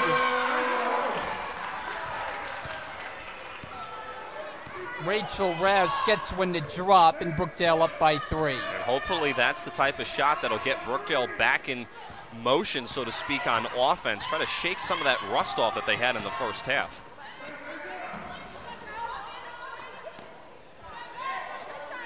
Here's a three on the way, and it's good by Alyssa Bukowski as Middlesex continues to have one of their best shooting nights of the season. Yeah, I think you said it, Brian. One of their best shooting nights of the season. It just, I think, is uncanny how well Middlesex has shot the ball. Their numbers don't match how well they've played in this game. Catanzaro can't flip it in, and Griffith able to save it. Rouse for 3. Not this time, it's rebounded by Banco. Yeah, there was some contact down low. Coach Brunson wanted a foul called against Catanzaro because she felt that Catanzaro was fouled, but he's not going to get that call. Now an opportunity here for Middlesex. Tied up at 28. Archile through her hands, and Rouse takes it away. Rouse looks up the floor. Rouse all the way, lays it in. And that was a tough shot by Rachel Rouse because she was looking to give it off to Anderson. When she realized Anderson was too far away, she had to keep it herself and adjust beautifully in the middle of the paint to make that layup drop without even using the glass. Collado way outside now, Banco. 8 to shoot. Somebody's got to move here for Middlesex. Augusta, high arcing delivery, it banks in for Alyssa Augusta. I'm sorry, Gabriella Augusta. I don't know if she was intending to go bank, but it worked out, and we're tied at 30. Catanzaro for a spot, a cutting, couldn't finish it. And Catanzaro has the offensive rebound.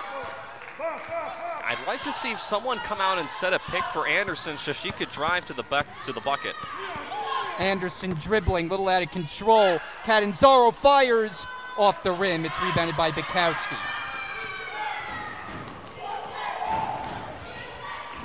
Some noise in the building for this game. Banco for 3. Way off. It's rebounded by Rouse. Rouse, a pull-up 3. She's got it! Rachel Rouse had 46 three-pointers. She's now got 48 this season, and she's starting to warm up from behind the arc. That's the second time now that she's had that look, and she's knocked it down. She shoots it at 31% from downtown. It's been a competitive basketball game tonight, and scoring inside is Augusta. And how well has Gabriella Augusta played in this game, Brian? She, only at 5'7", has really been effective from all over the place. From the perimeter, from inside, on the low block, she's played very well. Catanzaro, long jumper. Offensive rebound, Griffith. Reset of the shot clock. Anderson is open. A dribble, a 3, and a miss. It's rebounded by Banco. And I know Anderson wanted to pull the trigger on that 3, but I would have liked to have seen Anderson dribbled a couple of steps inward in the paint. She would have been able to do that. There was nobody in there for Middlesex, but she wanted to take that three and unfortunately not able to get that to fall. Chile defended by Griffith. 10 to shoot. Collado makes a move toward the basket, stripped out of bounds. 5 to shoot for the Blue Colts as they hold on to it. Collado to inbound. Chile the catch and not the finish. She's got the offensive rebound. Putback is good off the glass. And Chile with nice positioning in the paint that time. Unfortunately, Brookdale didn't really box her out. They had bodies underneath the paint, but nobody was backing anybody away from the rim, which led to Chile to have the easy two. 34-33 Middlesex. This is Anderson. Anderson gets her own rebound, back up with it, and score. And a turnover. Bukowski mishandles it. And the Jersey Blues take over. And we'll have a timeout. Brookdale calls timeout. We're down to 3:10 remaining here in the third. We'll step aside here at the Collins Arena. Good game tonight, and Brookdale up by 1.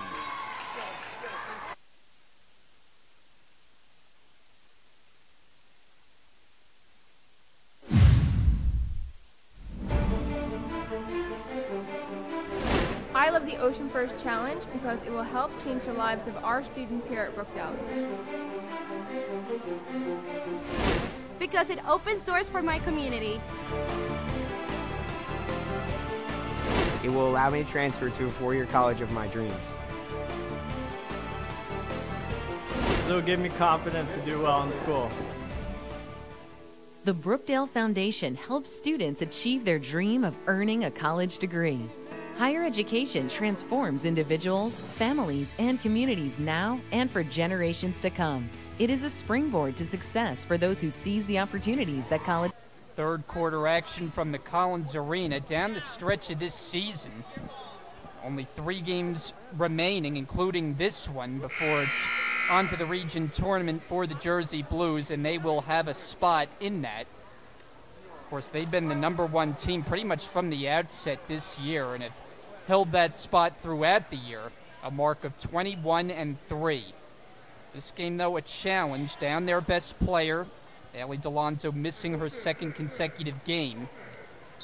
And Middlesex, a team that came in at 4-17, but you wouldn't know it by the way they played on the road tonight. Come up on 3 minutes to go in the third as Rouse is fouled. That's Banco who commits it. It's the first of the third quarter.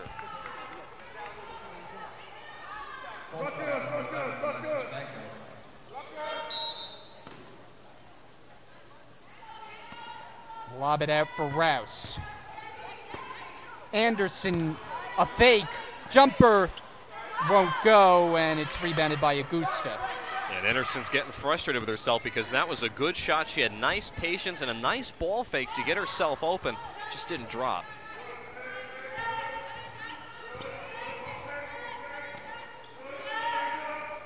Bukowski, and now Chile on the outside. A lot of passes, but not much shooting with 6 to shoot. Chile puts up a shot. It doesn't go. Offensive rebound, though, Collado. She'll back it out because the shot clock resets. Feed the post. Brookdale defending well here. I'll tell you, Deion Griffith is doing a very nice job of denying Chile the ball inside. Collado backing in. Good defense from Espada. Find Bango, swatted by Anderson. Oh, wow. And Anderson with a nice rejection there. Watch, he's a little bit behind the play, but then comes over and makes a nice rejection. Now Middlesex, the shot clock's down to 6, so they have to shoot quickly here out of this inbounds pass. Augusta inbounds for Collado. Down to 4 to shoot. Bukowski, desperation 3, way off. And Catanzaro's got it. And we're under 2 minutes to go in the third. Anderson nearly lost her footing, gets to the basket and scores. And Anderson has really continued to develop into such a nice player. Look at the patience that she has. She goes around 2 defenders and she's able to lay it in. That patience and that aggressiveness are really what make Anderson a really versatile player on the floor. Augusta fires short. Rebound Rouse. Rouse looking to run with it. Rouse a little hesitation. And off the front rim, and it'll go the other direction. Out of bounds, Middlesex basketball. Brookdale has done a nice job creating turnovers, but they haven't necessarily done a great job in transition. That's been an area that they've struggled in tonight. They just, for whatever reason, haven't been able to finish coming down the floor. That time, Rouse didn't have the numbers, so it would have been better for her to pull up and try to work the ball around for a good shot. But transition baskets have just not been Brookdale's strong suit tonight. Banco flips up a wild shot. Shot clock was winding down. Brookdale has tightened up the defense here in the third quarter. And lately the offense has joined suit as they've regained a 3-point lead. Under a minute to go now in the third. Catanzaro sets the high screen. Anderson splitting defenders. Oh, beautiful move for the bucket. There's that explosiveness that I was talking about in the first half. Anderson has that ability when she's able to get a lane and a little crease that she can get to the bucket, she's going to take it, and she's most of the time going to finish. Banco blocked by Griffith, picked up by Archille. Archille with a shot that comes up short, and another rebound Griffith. And you've seen the momentum shift in this third quarter in Brookdale's favor. Middlesex had it to start coming out of the halftime break. Brookdale's been able to regain it. We'll see if they can finish off on this last possession. Shot clock turned off, final 10 seconds. Anderson, a jumper off the mark. Flying in was Catanzaro for the rebound. Raz for 3, short, and Banco and Archille gets the rebound to end the third quarter. An entertaining one here at the Collins Arena. After 3, Brookdale leads by 5. It's 39-34 over Middlesex. We'll come back for the fourth quarter after this on Brookdale TV. Provides. The money we raise will provide scholarships to students with financial need.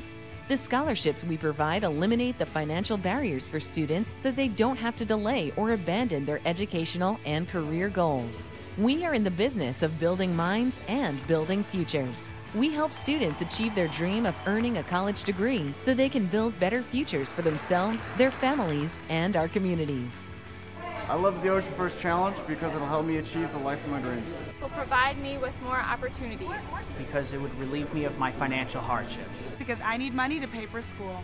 I could pursue my career dreams of working in the sports industry. To reach the goal of becoming a hotel manager. I can graduate from college debt-free. I will be able to receive the education of my dreams. It gives me hope for endless opportunities. I love the hashtag Ocean First Challenge because it can help me pursue my career as health and physical education teacher. This has turned into one of the more entertaining games of the season that we've had here on Brookdale TV, with Middlesex providing the opponent. And you thought coming in, you look at the record, 4-17, and you figured, well, might be headed for another blowout, but it has been exactly the opposite. And there's certain programs, and Middlesex is one, that even when they're down, they're still very capable. And that's why I think a lot of people expected this game to be a little closer than what on paper it was going to look like. I certainly didn't expect it to be this close, I will admit that. I think Middlesex has done a very nice job in the game at playing well on both offense and defense and eliminating Brookdale from being able to push the ball. You also have to factor in that Haley DeLonzo is not on the floor, but despite that, you're right, Brian. Middlesex is one of those programs that it doesn't seem to matter which season, especially on the women's side, they're always tough, and they've had a down year, but they have definitely come out ready to play tonight.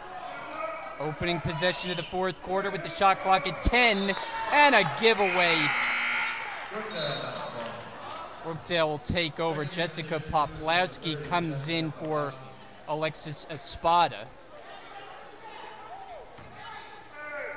Haven't seen Poplawski for much of the second half thus far. So the 5 on the floor is Anderson, Griffith, Poplawski, Catanzaro, and Rouse. Anderson going to work into the paint. This is the shot followed by Catanzaro, and there's a foul. And it looks like it's on the Jersey Blues. Catanzaro Brookdale foul number 22, Anna Catanzaro. That is for Derek. Brookdale's gotten some nice looks on offense. It was a nice look by Anderson. Nice follow attempt there by Catanzaro, but they've just struggled in this game to get those buckets to drop. It hasn't been a great shooting night. We talked about how they've struggled the last couple of games, as there's a steal there. And Griffith uncontested for the lay-in. Dion Griffith has played a strong game today, rebounding, shot blocking, and chipping in on the offensive end occasionally as well. Collado with Griffith on her. Lost it, but last touch Brookdale. Griffith didn't think so. 14 on the timer. Rouse right in Bukowski's face, distracting her, but unfazed. 8 to shoot. Bukowski may have gotten away with a carry. And the Blue Colts will inbound, but they have to hurry with 4 seconds to shoot. This is going to be a tough inbounds because of where the ball went out of bounds, so this is tough for Middlesex. Lob it in for Archile. Bukowski fires. It doesn't go for 3, but the offensive rebound, Augusta rolling to the corner where it's scooped up by Bukowski. And now Middlesex can get reset. Banco may have been blocked by Catanzaro, then a foul underneath the basket as Collado was working hard, and she'll shoot free throws. And that's just going to irritate Coach Brunson on the sidelines, because not only are you not able to secure the rebound after the shot goes up with the shot clock winding down, but then you give up a foul there underneath the bucket to send Middlesex to the line. It's on Dion Griffith.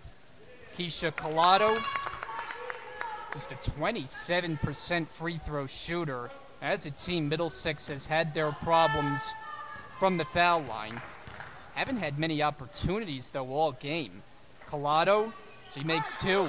Well, that's one thing that we've seen throughout the entirety of the game, Brian. Not too many trips to the foul line for either team, so it's just kind of been one of those games. Despite that, though, it feels a lot longer because of how poorly the two teams have been shooting. A lot of missed shots that have really kind of lengthened the time of this game. A lot of turnovers on both sides as well. Here's the first foul on Middlesex, and it's on Keisha Collado.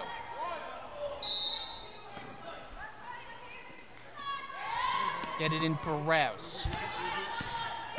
Rouse, a jumper, too strong. Corralling the rebound, though, is Griffith. Rouse is fouled. So just when we say the game has been inactive as far as the free throw shooting, now both sides get to the line. Yeah, I think we may have now just jinxed the rest of this game, Brian. We may well have done that. Rouse shoots it at 70%.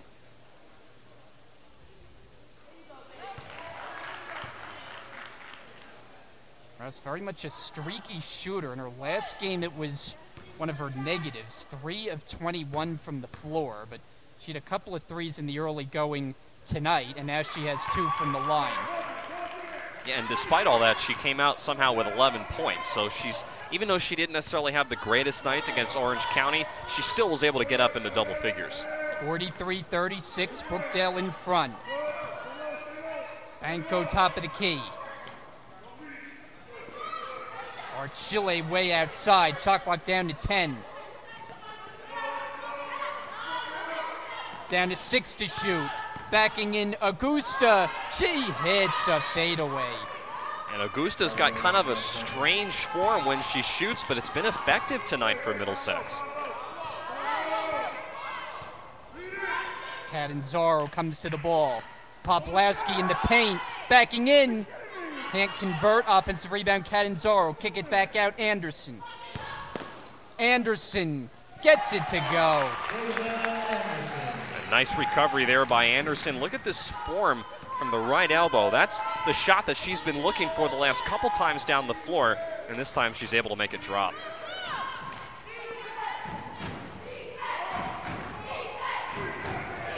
Good defense, Poplawski for the steal. 2-on-1 break. Anderson with Rouse. And a blocking foul. Bukowski, the one who went down. And that's the second time Bukowski's got a blocking foul called on her when Anderson has been driving to the rim. So that's her second personal. And we'll have a timeout, 30-second timeout with 6:43 remaining. A reminder that Brookdale basketball on Brookdale TV is brought to you by Joyce's Subs and Pizza. They're located at 655 Newman Springs Road in Wincroft and available online at joycessubsandpizza.com. First game of our doubleheader coming up at approximately 7 o'clock. It'll be the men's game. We have high expectations for that one as it's two of the best teams in the region squaring off. Yeah, and the last time these two teams met each other, there was a difference of 6 points in the wins. Brookdale was able to get the win on the road against Middlesex earlier this year. You talked about they're at the top of the Region 19 conference standings on the men's side, so that ought to be a very good game coming up at approximately 7 o'clock. Whenever this game is finishing, which looks like we're in for a little bit of a long stint here because the way this pace is going back and forth, we could be here for a while with this type of game. And this has been a good one. Second time these two teams had met this season. Nearly a turnover on the inbounds as Rouse tries a three, in and out, and it's rebounded by Archille. And now if you're Middlesex, now you need to start making your shots because now with 6.5 to go, hopefully that blue Colt can give them some luck. They need to make those shots because now you're starting to run out of time. Even though you're only down by 7, you can't squander any opportunities. Inside 10 seconds to shoot. Here is Collado, misses it, and it's rebounded by Anderson. Rouse for Catanzaro, plays it in. Beautiful passing. And the first time that we've really seen Brookdale all night long be able to execute in transition that well. That time, Catanzaro, just nice position, and she's able to finish on the low block. Brookdale up by 9. This might be the largest lead of the game as this one has been close throughout. Middlesex, though, lately struggling on the offensive end. Rouse knocks it out of bounds. And one thing you notice with the Blue Colts, it seems like every possession, the shot clock is getting down inside 10 seconds.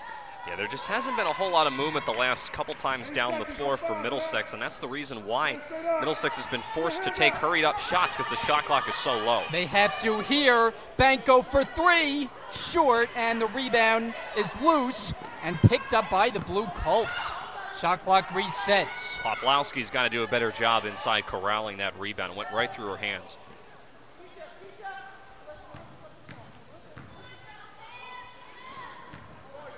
Bukowski is open for 3, and it's short. Poplowski can't get the rebound again. Loose underneath, and finally picked up Catanzaro. Now Anderson is running all the way. Bank shot, no. Offensive rebound, Rouse. Back out to the perimeter. A crossover, gets inside. No shot, foul called.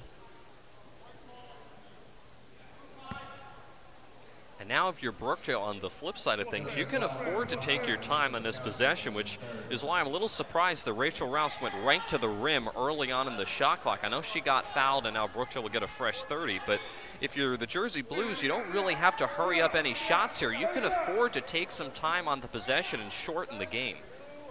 Bukowski just picked up her 3rd. Team foul number 4. Griffith to inbound it. He's got to move. Looking and taken away. Just a bad inbounds pass. It's Bukowski, and she's fouled. A little bit of a late whistle, and Rachel Rouse claps her hands, not happy with the call. Yeah, it was a late whistle, but it was the right call, and I think that's why the official hesitated, because it was slight contact, but enough that it's obviously a foul, and it disrupted Bukowski when she was going to the rim. So a good call by the officials, and that's what Middlesex wants. You've got to get to the line to try to extend the game. Bukowski misses the first one.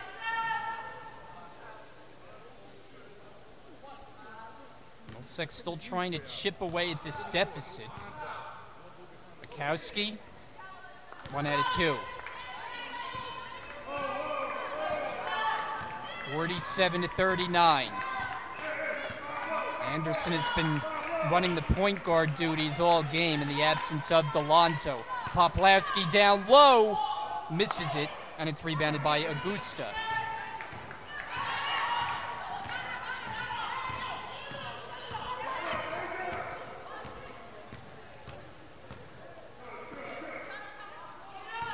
Banco to the foul line.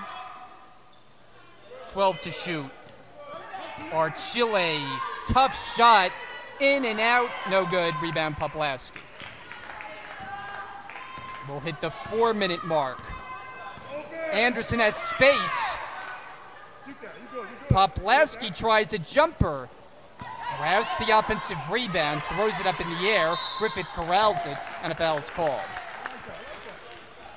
Now we're starting to see these fouls add up because Brookdale and Middlesex have both started to get a little bit more aggressive inside, especially on the Brookdale side of things. They're going to the rim and they're drawing fouls and getting to the line.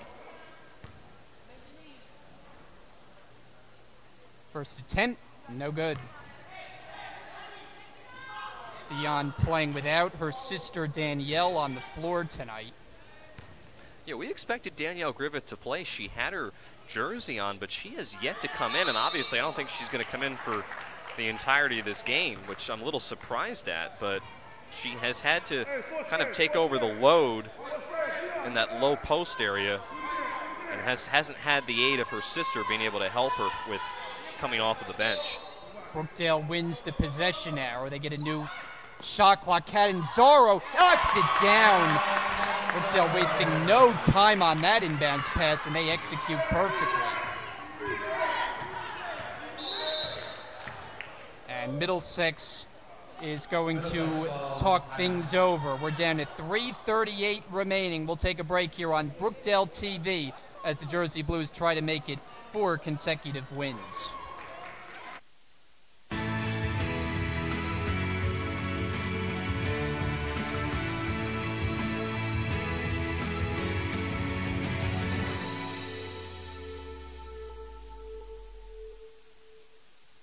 We support students by providing the placement test, which is a test they need as they enter the college, and we do offer them a variety of opportunities to prepare for the test before they take it. We want them to do their best before they come in.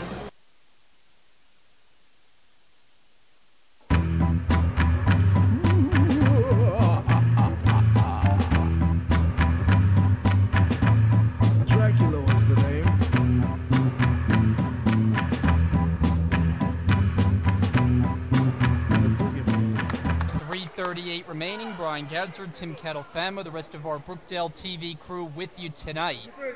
It's been a good one. Jersey Blues taking on the Blue Colts.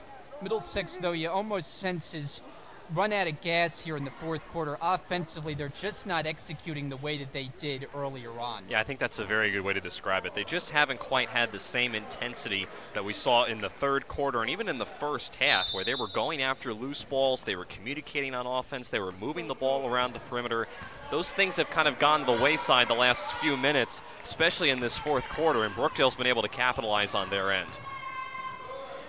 And on the floor, Griffith trying to give her team possession. Who will win it? It'll be Middlesex. They have 12 on the timer. Jump ball. Now the officials communicating.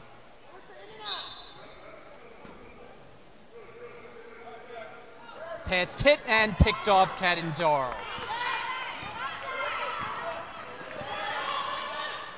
Catanzaro inside, and a travel is called.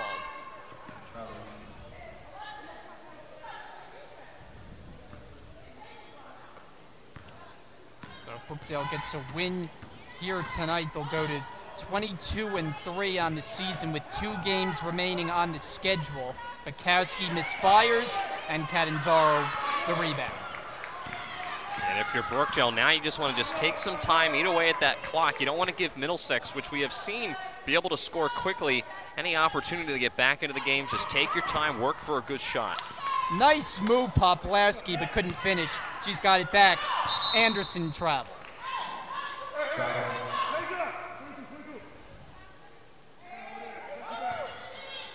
looks like Brookdale's going to go to a full court press here, Brian. I'm surprised that Coach Brunson didn't do this earlier in the game where they were trailing, but now late in the game they're going to try to force Middlesex into a mistake.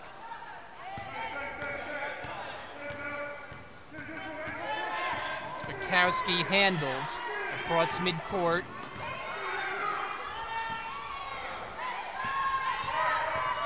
Spakowski defended by Anderson. Shot clock again working. And Rouse has the steal. Rouse to the basket. It'll stay with the Jersey Blues. There was some contact there, no call. Yeah, I think Rouse was expecting to be fouled there and to go to the line, but Brookdale gets lucky with the ball rolling out of bounds, last touch by Middlesex. Anderson. And Rouse pulls up for a shot that misses off the glass, and Catanzaro another offensive rebound. And this time, is it a foul or a jump ball call? I thought it may have been a clean rejection, so they're going to call this a foul, but I thought Middlesex actually may have gotten a clean rejection there. So it's Keisha Colado's third, team's fifth, and Rouse at the line.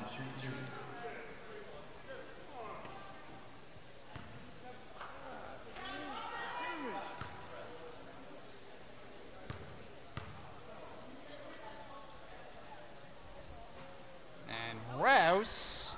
Oh, how about that? And that's why you're always taught when you shoot to get plenty of spin on the ball, because sometimes if you're a little bit off, that spin will kind of aid you just a little bit if the rim is kind to you. Hit about every part on the rim before dropping through. She splits a pair. 2 minutes to go and Brookdale up 11. Here's Bukowski racing ahead all the way, and a foul on Poplawski. Good job by Bukowski drawing some contact there and getting to the foul line. That's what you have to do if you're Middlesex. I think it might be too little too late, but certainly what you want to do when you're down by 11, under 2 minutes to go, you want to try to score with that clock stopped at the foul line if you can. Bukowski fouled by Poplawski as the skis played a prominent role there.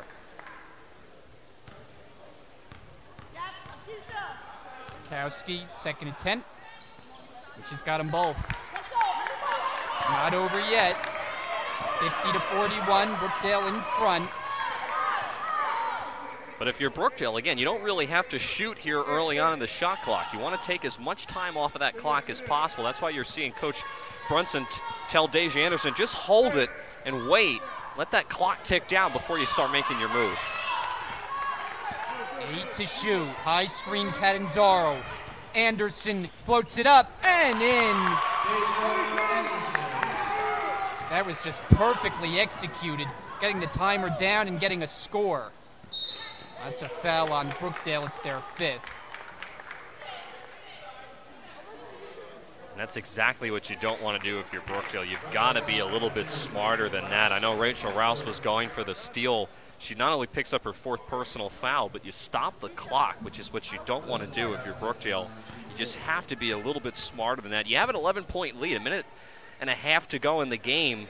There's no reason for a foul there. Bukowski back at the line. Michelle Powell is waving her team to come toward the bench. So they'll huddle it up. 30-second timeout with 1:18 on the clock.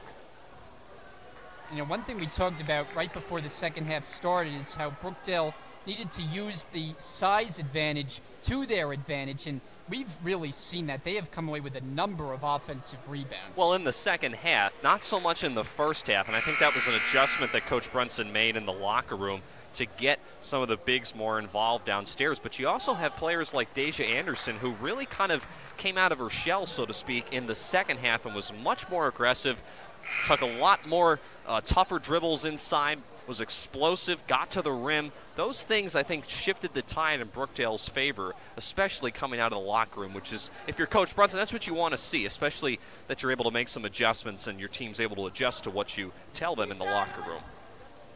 Bukowski, one more attempt outside the timeout.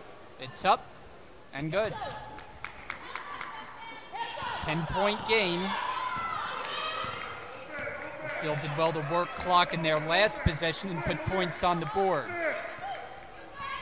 Anderson just holds.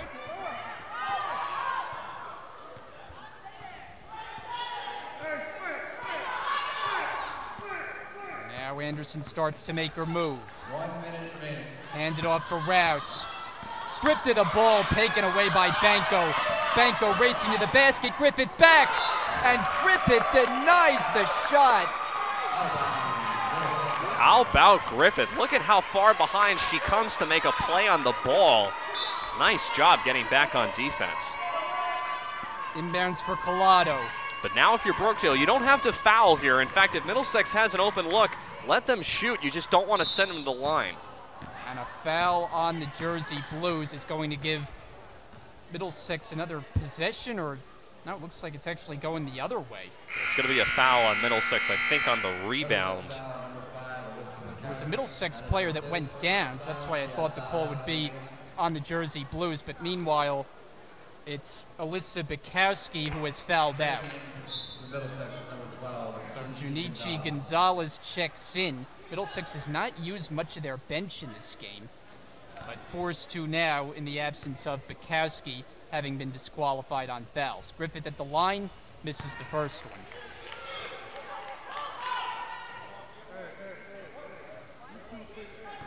Still trying to wrap this one up on Pink Zone Night here at the Collins Arena, an event held every year here to spread awareness for breast cancer. Catanzaro, that might be the icing on the cake tonight.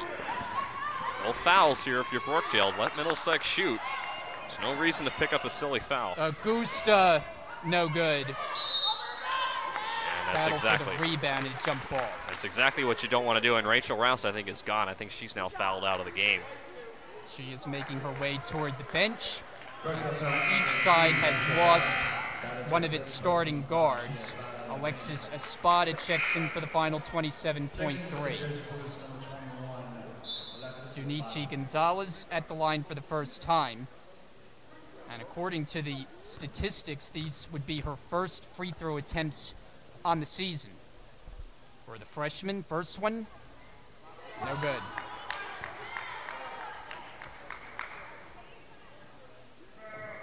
Well, Middlesex was in this game for most of the way, but just kind of ran out of steam here late in the game, and that cost them. But for a team that came in at 4-17, they put up a good effort. As Brookdale can run out the clock, we'll see if Middlesex opts to back off.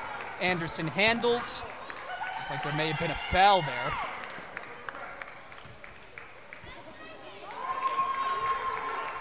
And now Anderson just holding. Final 3 seconds. Roll off the clock, and that is it. The Jersey Blues get the win. They are 10-0 here at the Collins Arena. The home dominance continues, and the dominance overall on the season at 22-3 go the Jersey Blues, while Middlesex drops to a mark of 4 up and 18 down. And, you know, we talked about it coming in at the half break. This was not an easy game, and again, Brookdale battling the fact that they didn't have Haley DeLonzo. Another game where their offense wasn't at its best. In fact, it's now 4 straight games they've been held under 60 points, but still, though, did enough to get the win here tonight. Yeah, I mean, it certainly wasn't a great shooting night, and Coach Brunson, I think, is definitely going to have to make some adjustments because that's not the way that you want your offense to look. I know you don't have Haley DeLonzo, and you didn't have Danielle Griffith, a player that we thought was going to be on the floor but didn't end up playing tonight. But still, Brookdale was able to pull a victory out, and Middlesex played well. Give credit to them. They hung around in this game. They made it interesting. They were close at halftime, and they played a full 40 minutes tonight of basketball, which I think for Coach Powell's got to make her feel pretty good. But Brookdale's just got to clean up some of the mistakes that they made in the first half, especially the sloppiness. A lot of turnovers, something that Coach Brunson I don't think is going to be very happy about when he goes back and he looks at this film. So Brookdale, they get the win, but they're going to have to clean up a lot of sloppy play on the floor. And it is now a 4-game winning streak for the Jersey Blues, now 22-3 on the season. As that wraps up our coverage for the first game of our doubleheader. Tim and I, though, coming right back for the start of the men's game. That'll be approximately a half an hour from now. So we'll see you then here on Brookdale TV. Thanks so much for watching. Yeah, he stood right here. Good? All right.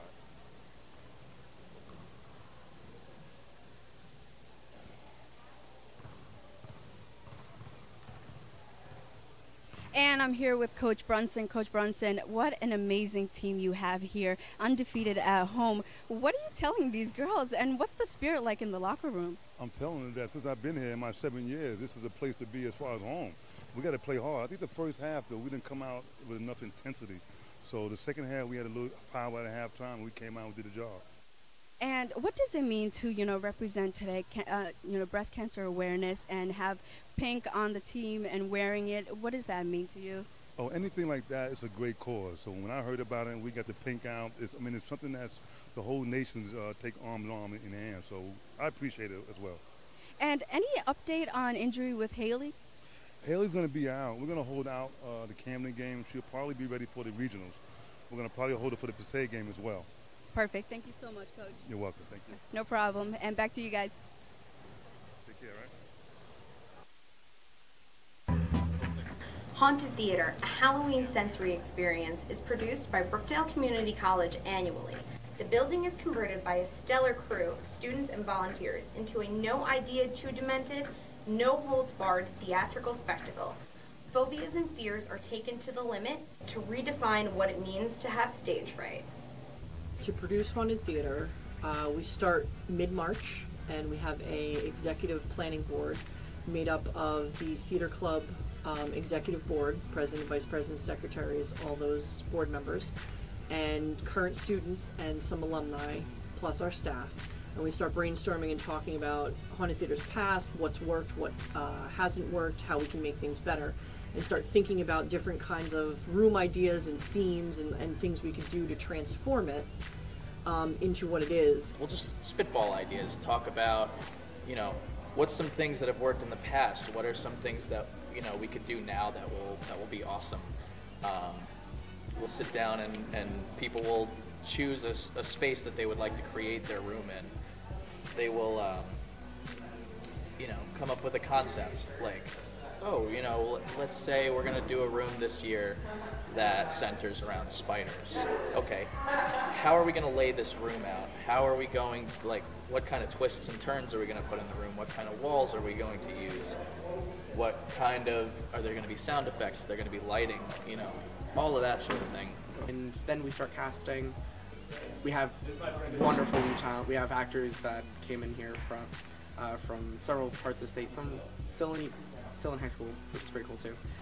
But people that have never done Haunted Theater before, and again, all the actors bring their own thing to the table. We give you a character, we give you a room, but we don't tell you how to do it. So it's always interesting seeing everybody taking on their character. You should be more like... Mama always say we have to smile. If we want to get husband, we all have to smile. Mama, almost look pretty, almost know how to dance. Well, I teach this dance. Mama, I teach the dancing of the belly. Mama, I agree. How to smile. You make the wrong child than you. Clean. It's pretty simple auditions. It's improv games, and it's conducted by John Bukovic and the rest, like Sherry and the theater club people. And it's usually really fun, and when I go in, sometimes I'm afraid I'm not gonna be on my game today. But it's just come up with stuff, be creative, have fun with it. And this year we were lucky, and we had everybody who auditioned make it into the show. Yeah. From there, we will start actually